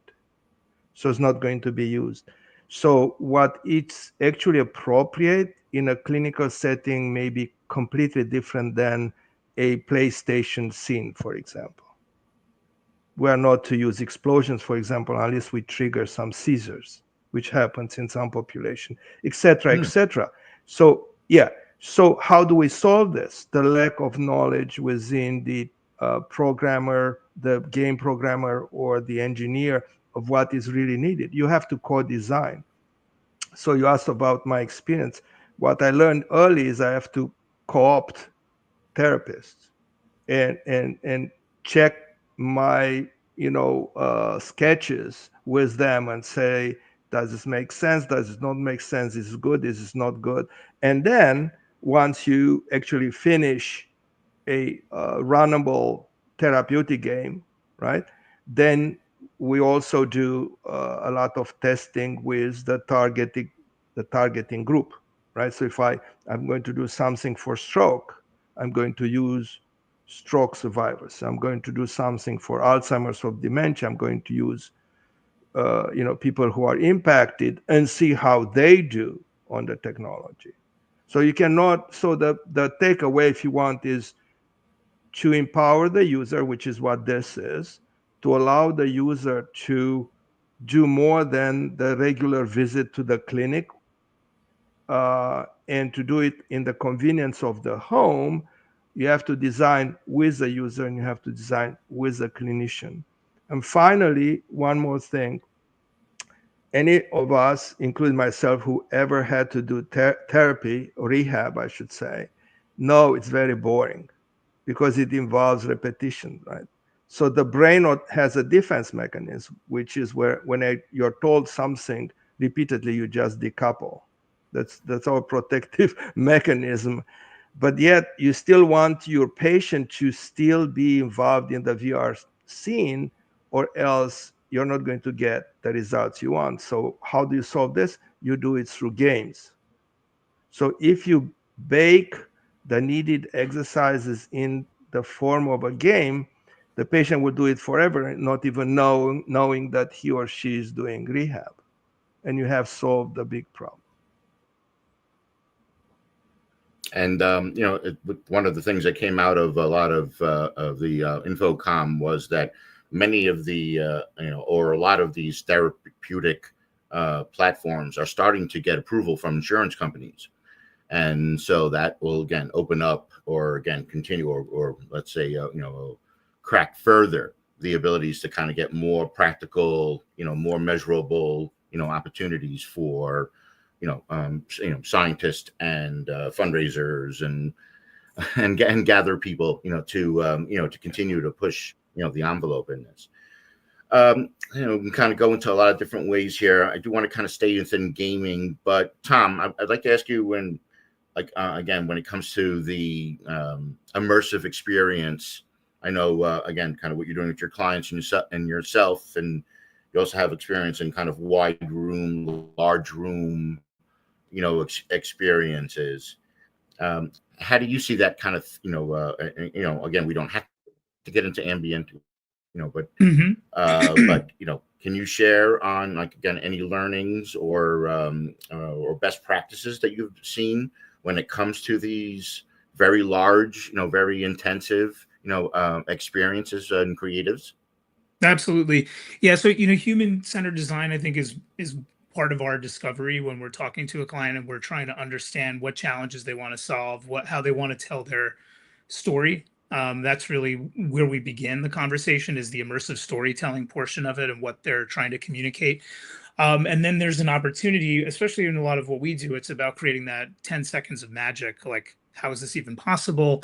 The surprise and delight, if you will, in a theme park also kind of translates over to the experiential marketing realm of, bringing a brand to life in a pop-up location or something like that. And a lot of times, sensors are involved. I mean, digital signage for a long time was really just a store and forward platform where you'd send content out and it would play back without any knowledge of what was happening in that space. But now we have amazing ways of building sensors into rooms. LiDAR sensors are one way to do it, or using Wi-Fi technology to understand where people are and to actually change the content in real time in response to who's in the room and the stories that are being told. So, AV is really becoming this sort of fully integrated, sensory inclusive experience that can really be device agnostic. I mean, we use glasses-free 3D technology for part of our storytelling, but projection mapping, LED systems, audio, spatial audio, for example, they all play a role in delivering that immersive storytelling experience to the client. And it all starts with the human-centered design approach, and then building that sort of AI powered fabric, if you will, or automated fabric into the background, which could be any type of sensor applications. Thank you. I'm going to jump to Will now. Will, I know I have mentioned in the past, and we may not be surprised, again, on kind of, again, the evolution of our brain and our brain systems, that have worked together. And I know you have done a lot of gaming, kind of gaming technologies and kiosks at places. Is there anything there that do you believe it's like, again, the sports gaming, and then in some forms it's still the same bucket as in like health therapy. Is there kind of anything that you have seen in your experiences that have are that makes that congeals everything together, either surprised you or didn't surprise you, or with the use of those with the use of of AI and XR? Yeah, that's I mean, we've been at this for a long time. Again, 10 years of this company, but my partner and I have been collaborating going back to about 28 years to the game industry. And one of the things that we've seen that's sort of a common thread is interfaces. They just have to be very intuitive. They have to be easy to pick up. It's like a video, back in the gaming industry, it was like, no one's going to read the manual. It has to just work. They have to figure it out. And we had the same kind of thing when we got into training. Our clients were very busy. NFL coaches, during the season, they're barely having a chance to see their family. And so giving them another like cognitive load of learning some new piece of software is just a non-starter. And so I'd say the common thread in designing all those things is ease of access, which is kind of a generic blanket term, but I think where AI is starting to come in is it does feel like that. And I'm going to take a step back. I feel like AI is such an all-encompassing term for two letters that it covers, things from image generation to translation between languages and all these different use cases, which, are completely, they're completely different. But I think one of the uses of that kind of generative AI transformer LLM type of technology is simplifying interfaces. And I think you could have just sort of speaking in natural language and having things a little bit more taken care of behind the scenes. Got it. So again, working with what's working already for us. Did you ever see anyone get lost in any of these games? Or I don't mean like lost like permanently, but let's see their passion levels of increase a bit. Stuck inside the machine. No, I think we always do. I mean, I think that's part of testing and development. That's the most humbling moment when you put something that you've built that you think is super intuitive in contact with real users, real people, and they struggle with some aspect of it. And that's really where you can learn the most. And I think one of the challenges is it's really hard to solve some of those problems on a whiteboard. You have to sort of put it out into the real world and sort of learn and see. Sometimes it can be surprising what works versus, what you would think. So yes, I've seen people get lost. I have a question now for Oris. Oris, I know you have a engineering background, but it has, and again, taken some turns and, kind of interesting both into the art world. Again, not surprised if we're focusing on, human-centric. Can you share some of the experiences that you have seen, either in design or practicality on how taking these two technologies and making it as a, again, either a benefit, either in a kind of therapeutic, application or some aspect of brain science? Yes, during my research at Wageningen University in research, we were introducing gaming in young students, and one of the, interactive processes of trying to bridge that gap in the technological acceptance was to showcase in students the power of such disruptive technologies by performing a virtual meditation live on site on the class, and while having BCI on my head from emotive actually, and they could see actually what was the real effect of these therapeutic applications that they can be introduced in many type of let's say medical situations, and they can have a real healing potential. But also a lot of projects that um, uh, they have been accomplished during my XR journey. One of the latest projects that I was involved in was blending food tech technology, but also AI. Was a game that we have developed in collaboration with Carnegie and Start Life and other stakeholders, Rabobank, Food Valley, and that was adopting scientific data, the food systems approach, and we have gamified a concept that combines interactive storytelling, time traveling, and democratizes the voting of the future of our global food systems. So that was a concept that combines art, tech, and real sustainability issues that can be addressed globally during this geopolitical crisis that we are all facing. And they might have major impact in our food and in general in our lives.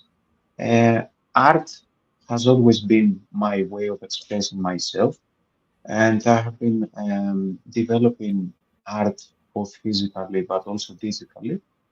And during the publications that they are open source, because I really believe that having open source publications and generally providing to the ecosystem and knowledge is the only way to have societal progress by adopting this type of technologies. And we have been exploring also the integration of generative AI as a virtual storytellers in virtual galleries that they can be also used for virtual trips of vulnerable teams that they are diverse in their brain cognition, or they are not capable of traveling physically. So the intersection of art and technology can have multiple applicabilities, and moreover, to add on the previous topics that you have been addressing regarding the wearables and how we can be utilized in neurodegenerative diseases that they have impact on the motor functions. I see the applicability of ambient AI and the use of biomarkers or other biosensors providing us useful input for other phyto-based therapies that they can be also be utilized for the treatment and of these vulnerable groups. Again, fascinating, fascinating. I think we're going to have something like 5 minutes or so left. So I'm going to kind of jump into the kind of future looking, connecting the dots, and the dots that we even kind of have seen here. I'll kind of go with Billy. Billy, I know you've been working on and even kind of judging individual pieces or let's just say two-way communications between two people. Can you see a grander vision? And this is almost going to be like a question to really to everyone on how we can take these. And again, could be foresight, future thinking on how we can take the technologies that you've been working with on a kind of, again, either community level or city level basis. For sure. I'll start with something that that we've worked on in the past, and then we can zoom out and go from a future-looking perspective. But even to begin with, in the early days of working on NADIX, the yoga system, we actually had a feature where the teacher could then send out vibrations to everyone in the class, so to instruct how everyone should be moving into the posture. We didn't launch that feature because it could be taken a little bit strangely, but we certainly tested it that way. And in a similar vein, one of the products we worked on early days was a fan jersey that was connected to live sports data, that all fans of any sports team in this particular scenario, it started with AFL in Australia, and then we moved it over here for Super Bowl, and then we even took it to UEFA in Europe. So you could connect to your favorite team via the app, and then you would feel what that team was going through live as you were watching the game. And this was for a large audience of fans. In fact, we did some really interesting tests with Manchester City. And this was with their under-16s team, where we would play a game where they were playing, but we would play the vibrations of what was happening to the game back to the players in a way to learn how that was particularly feeling for them, what they might be able to do better. And we would play a game of memory, often where we'd close their eyes after they'd watched it once and felt it once. And we would say, okay, now based on that vibrational sequence, what just happened in the game? And kids under 16 would get it right first time, every time. When we did that same test with adults, it took them a couple more times to actually get to understand those vibrational sequences. So it's really interesting that I think as we go through life, we become a little bit numb to our own senses. And so haptics as a design tool actually can ask you to sort of listen again back to your body, and certainly be part of a collective experience of someone sending out vibrations. Sounds more hippie than it's really meant to. But sending out haptic sensations is probably a better terminology. Yeah, I'm sorry. Oh, I was going to zoom out into like where this is going in a longer term perspective. Yeah, in the longer term, I think ultimately designing for the human experience, meaning studying the human experience. And we are humans, as we said, who are so excited to connect in person again at all these events that you've been to this year. Ultimately, we want to connect with each other, with ourselves, and with the environment around us. And those three pillars have really been at the center of what we've been trying to achieve at WearableX. Very exciting. I look forward to that day where I and my entire team nation are all buzzing at the same frequencies. I guess either Greg or do you when it comes to again trying to keep in the group, kind of group vision, group environment, either in something that we would kind of either do together as a family, maybe work teams, work groups, I mean, one, if there's kind of something like that, but again, I have seen, again, a lot of visions and kind of forecasting,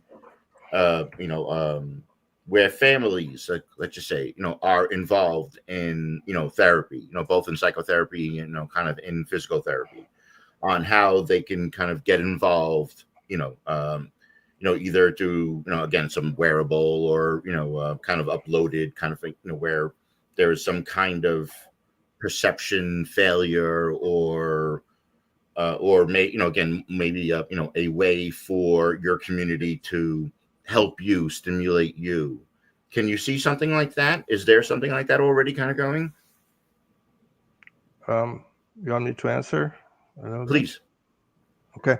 So yeah, in therapy is clearly going to the home, and it's very personal, and it's better than requiring a patient to go to a clinic. Therapy should not be divorced from the caregiver.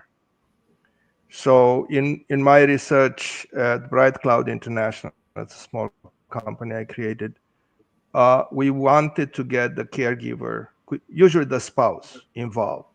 And so the challenge was casting whatever the patient was seeing on a head-mounted display to a cell phone or to a laptop, so that the spouse knows exactly what they are doing at any moment in time.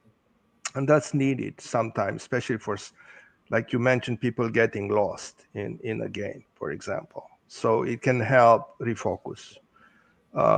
Speaking of focusing, what Billy shared, I have a different thought on that. I don't think it's just because somebody is older and has a more degraded sensorial package that created a situation where they had to be presented this repeatedly. I think it's also psychological, because in other domains, military, for example, where you test your simulation with an admiral and you test it with the lowest grade sailor, and sometimes the sailor is doing better than the admiral because the sailor is more pays attention to the task and the admiral is more. Yeah, I know this. I'm an expert in the field, and don't bother me, I'm busy. So it's all psychological and human nature. And finally, one more thought. We talk extensively about AI, and the whole panel is AI going to replace us or is going to help us, right? So I'll give you one practical example of how the AI actually helped. When you do therapy, you have to adapt to the person, and each person is different, and each person is different every day. So we used AI in the background to see how the patient is doing on a particular game of many, and then adapt the difficulty accordingly every day. And they were winning. And once they are winning, you show them with rewards, and they want to do it. They want to do it. They don't drop out in the home. So I think the added value of gamification in terms of dopamine production, as you said before, because in terms, if you have patients that they have neurodegenerative diseases that they affect the dopamine, then by having also the biomarkers and also obtaining real-time data from them, you can see actually if the reward system has an effect on the dopamine. And then if you can somehow retrain and regenerate brain areas that they are responsible also for regaining the balance in gait, the gait balance. I was just going to say, Greg, I'm glad you brought up how AI and swung it back around, how AI is going to augment some of these experiences. And I think I could just add, Richard, especially with this slide still up on the screen. We over the last 5 years, we had to work with a lot of 3D technology, and everything had to be created from the ground up, and it was very time consuming to do it. And what we're seeing now is that AI technology is going to make things really fast, real time, like as Greg pointed out. It can adapt and change the game, can change the content, the experience. And as it relates to what we do at Magnetic 3D, we see this happening in the AV system design. When we worked with the Hard Rock, we created an experience where we brought Bob Marley back to life playing his guitar in the hotel lobby. Now that technology could actually be a real avatar that you can have a conversation with, that can actually have emotion, and it could be any character that you want it to be. So yeah, it could be used for experiences, it could be used for customer service. I think what we're going to see is this next gen of displays that are out in the marketplace, and that's going to be really exciting to see how that and AI overlap with one another. It looks like Russell's jumping in here, so I'm gonna Yeah, I noticed Richard has disappeared, so I'm just jumping in as a temporary replacement, if you know what I mean. Like Richard's avatar. We called up the AI, and here you are. Yeah, that was a hard stop. Yeah, I'm the substitute that comes onto the football pitch. When he just gets subbed on very quickly. It was perfect timing, honestly. But yeah, just to kind of just finish things and round things up. So I want to just end things on just quickly, like 30 seconds from each of you on your thoughts on human-centered digital realities where technology enhances rather than replaces. Just a quick 30 seconds from each of you. What your thoughts are. What your thoughts from this conversation that we've had today for this roundtable, and then we'll finish things up on that, and then we'll jump over to finishing the day off. So we'll head over to you first, Tom, and then we'll go to Billy, Orestes, Greg, and then Will. Sure. Awesome. Well, look, I think we're at the very beginning stages of how AI is playing into the whole human-centered reality. I don't think that we're in any jeopardy of AI taking over. It's really used as a tool to help support creatives in building amazing experiences. And I think just in general, you focus on the customer and the problem you're trying to solve, and you work backwards, and you use an AI tool to help you get there. I think that's still going to be a theme that carries forward quite a bit here and into the future. Billy, what are your thoughts on the roundtable discussion? Yeah, I think anything that's human-centered has the ability and the drive to understand the human experience, and us empowering our AI systems and AI tools to understand the human experience will allow for us to build that really joyful reality that we want to live in. Orestes, what are your thoughts? Quick, if we can do like 30 seconds each, because I know we've run out of time. So, Orestes, what are your thoughts? And then Greg, and then Will. Yes, I'm a supporter of the ethical and fair distribution of such disruptive technologies for to better mankind, that they are built around responsibly, with the main cause being the creativity, the inclusivity, and also the fairness to the computer and human interaction, and how we can leverage all this potential for the better of mankind, and why not cross-galactic life. Greg, over to you. What are your thoughts? Two things. First, AI is trained on the average. The human is a creator, and therefore there is no danger of being replaced when you create new content that does not exist. And as far as the future, I'm looking at implantable neural interfaces becoming commonplace. And we didn't talk about that. That deserves a whole panel in itself. It is beneficial, but it can also be dangerous. There's a whole slew of issues that need to be discussed. Maybe the next panel we do that. And Will, last but not least, to yourself. Yeah, I don't know what you're all talking about. I'm on Team Robot. Forget human-centered. No, I think that the easiest gut check is how is your life when you take off the glasses, when you take off the thing? Has it added capability? Has it created reliance? And I think that's kind of an easy place to look to see if it's building you up or creating independence. And that is it from our roundtable discussion. Thanks to every single panelist here. Please do follow them on LinkedIn. Make sure you give them a follow. Make sure you check them out. Make sure you check out all their LinkedIn profiles.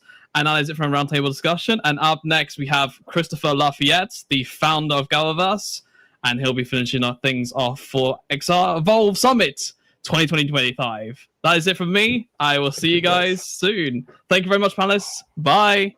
Thank you. Bye. Thank you. Thank you.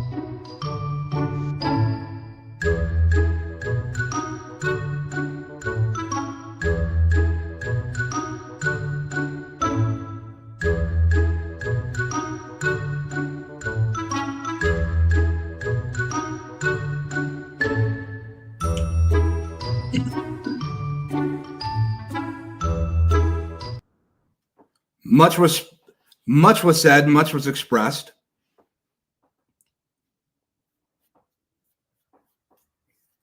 When you think about the human-centered composition of artificial intelligence, yes, artificial intelligence, not in the sense of anthropomorphizing. We use that word so loosely.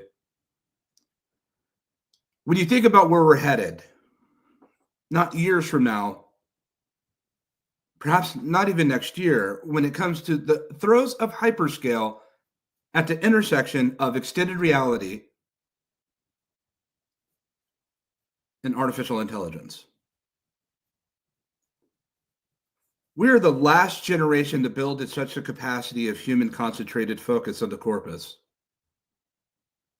We will never know a time like this again. The generations to come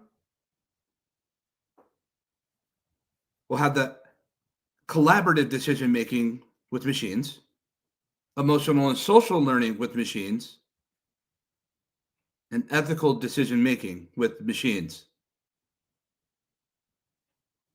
We'll never see this high-impact, concentrated focus of human innovation and ingenuity for the rest of our days. Never again. The whole meaning of Startup Foundation comes into question. The whole meaning of, have we reached to a chapter that was supposed to be done some time ago, and now we're to be writing new books, new ways forward. Some say it's multiplanetary. Some say it's spending more time in addressing the inconsistency or dealing with the challenges that are in this world that we've yet to overcome. In a world that has become increasingly innovative, incredible and spectacular ideas, war is still here. And not only is the theater of war here, but the ingenuity of war has arrived. Robots and drones, people are still hungry, bills aren't getting paid.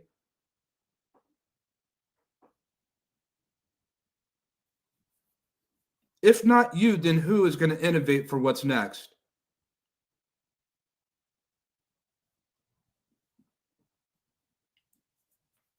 I think about the opportunities that we have, and at some point we all need to make a decision. How do you spend the time that's given when it comes to your contributions of innovation here on this planet called Earth? What will you do with the time that's given? Will it only be for self, or will it be for the service of others? I'm not saying don't chop wood. I know all about that. Chop wood. And chop wood we will. But my goodness, in the process of chopping wood to build your home, spare a little wood for someone else.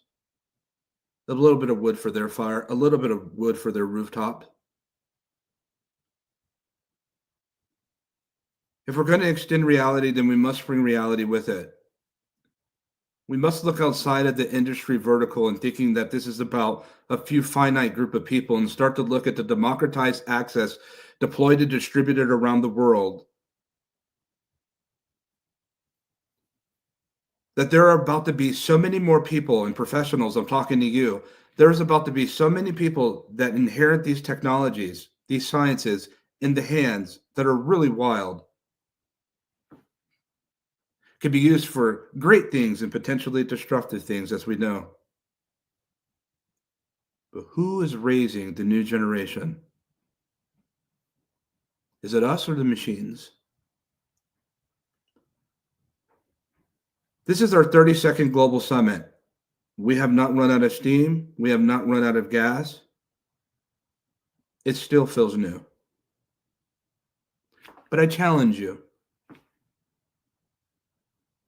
Lend your voice and share your voice with those that would hear it. Let them know the coming wave that's upon us. Guide them.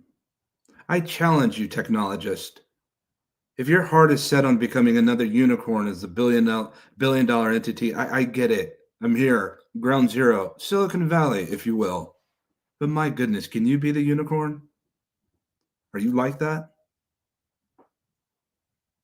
Is money your compass? Can we think about new ways to evolve and sustain in this planet, this very volatile existence that we find ourselves in?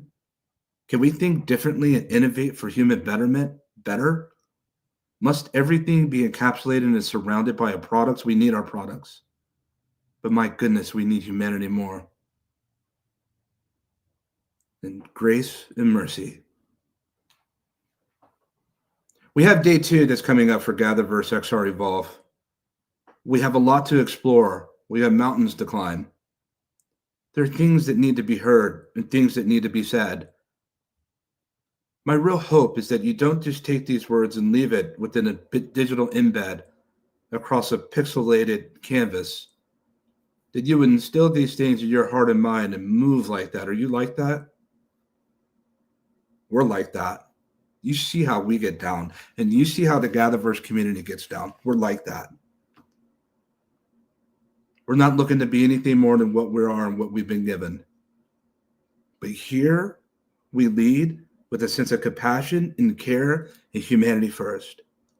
Because this time next year, there are going to be so many people that are out of jobs, displaced. I'm already seeing it now, and I'm not an AI doomer. I'm a technologist realist. There's a difference. And what we still haven't learned, the team that got the lesson, is that while we've been doing all this disruption of other different platforms, in some ways, don't think that we cannot disrupt ourselves. And what we don't want to do is innovate ourselves out of existence. Are you like that? I want to say thank you to all of our speakers, our professionals that have come to explore with us, that have come to journey with us. Here in the West, it's summer, whatever season you find yourself in, spring, winter, perhaps in the global South, in different stated conditions. Perhaps there's war outside your window. We have a real prayer for peace. We hope the very best for you and your families. We take this very serious. We're always happy to serve with excellence, with a servant's heart. Lastly, I'll leave with this, and then I'll get out of your way. About that time measurement, we only have a little bit of time to do this, to build with one another, to collaborate, to go a little bit further in this forest. And then that's that. That's it. That's reality. If any of you want to build and build from your hearts, come find me. Come find GatherVerse. I'll be in the forest. And the forest is where we meet. As of today, our gather was well. And as of tomorrow, we meet on the next occasion of GatherVerse XREvolve Summit 2025. May I do that?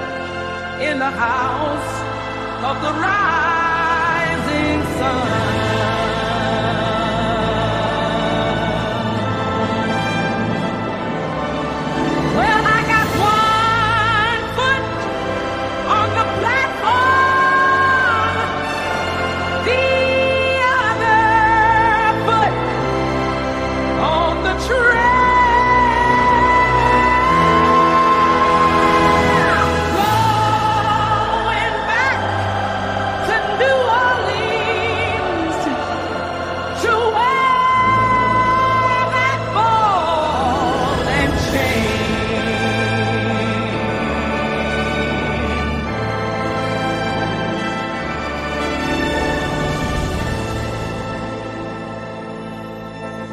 Well, there is a house in New Orleans they call the Rising Sun, and it's been the ruin of many a poor boy. And God, I know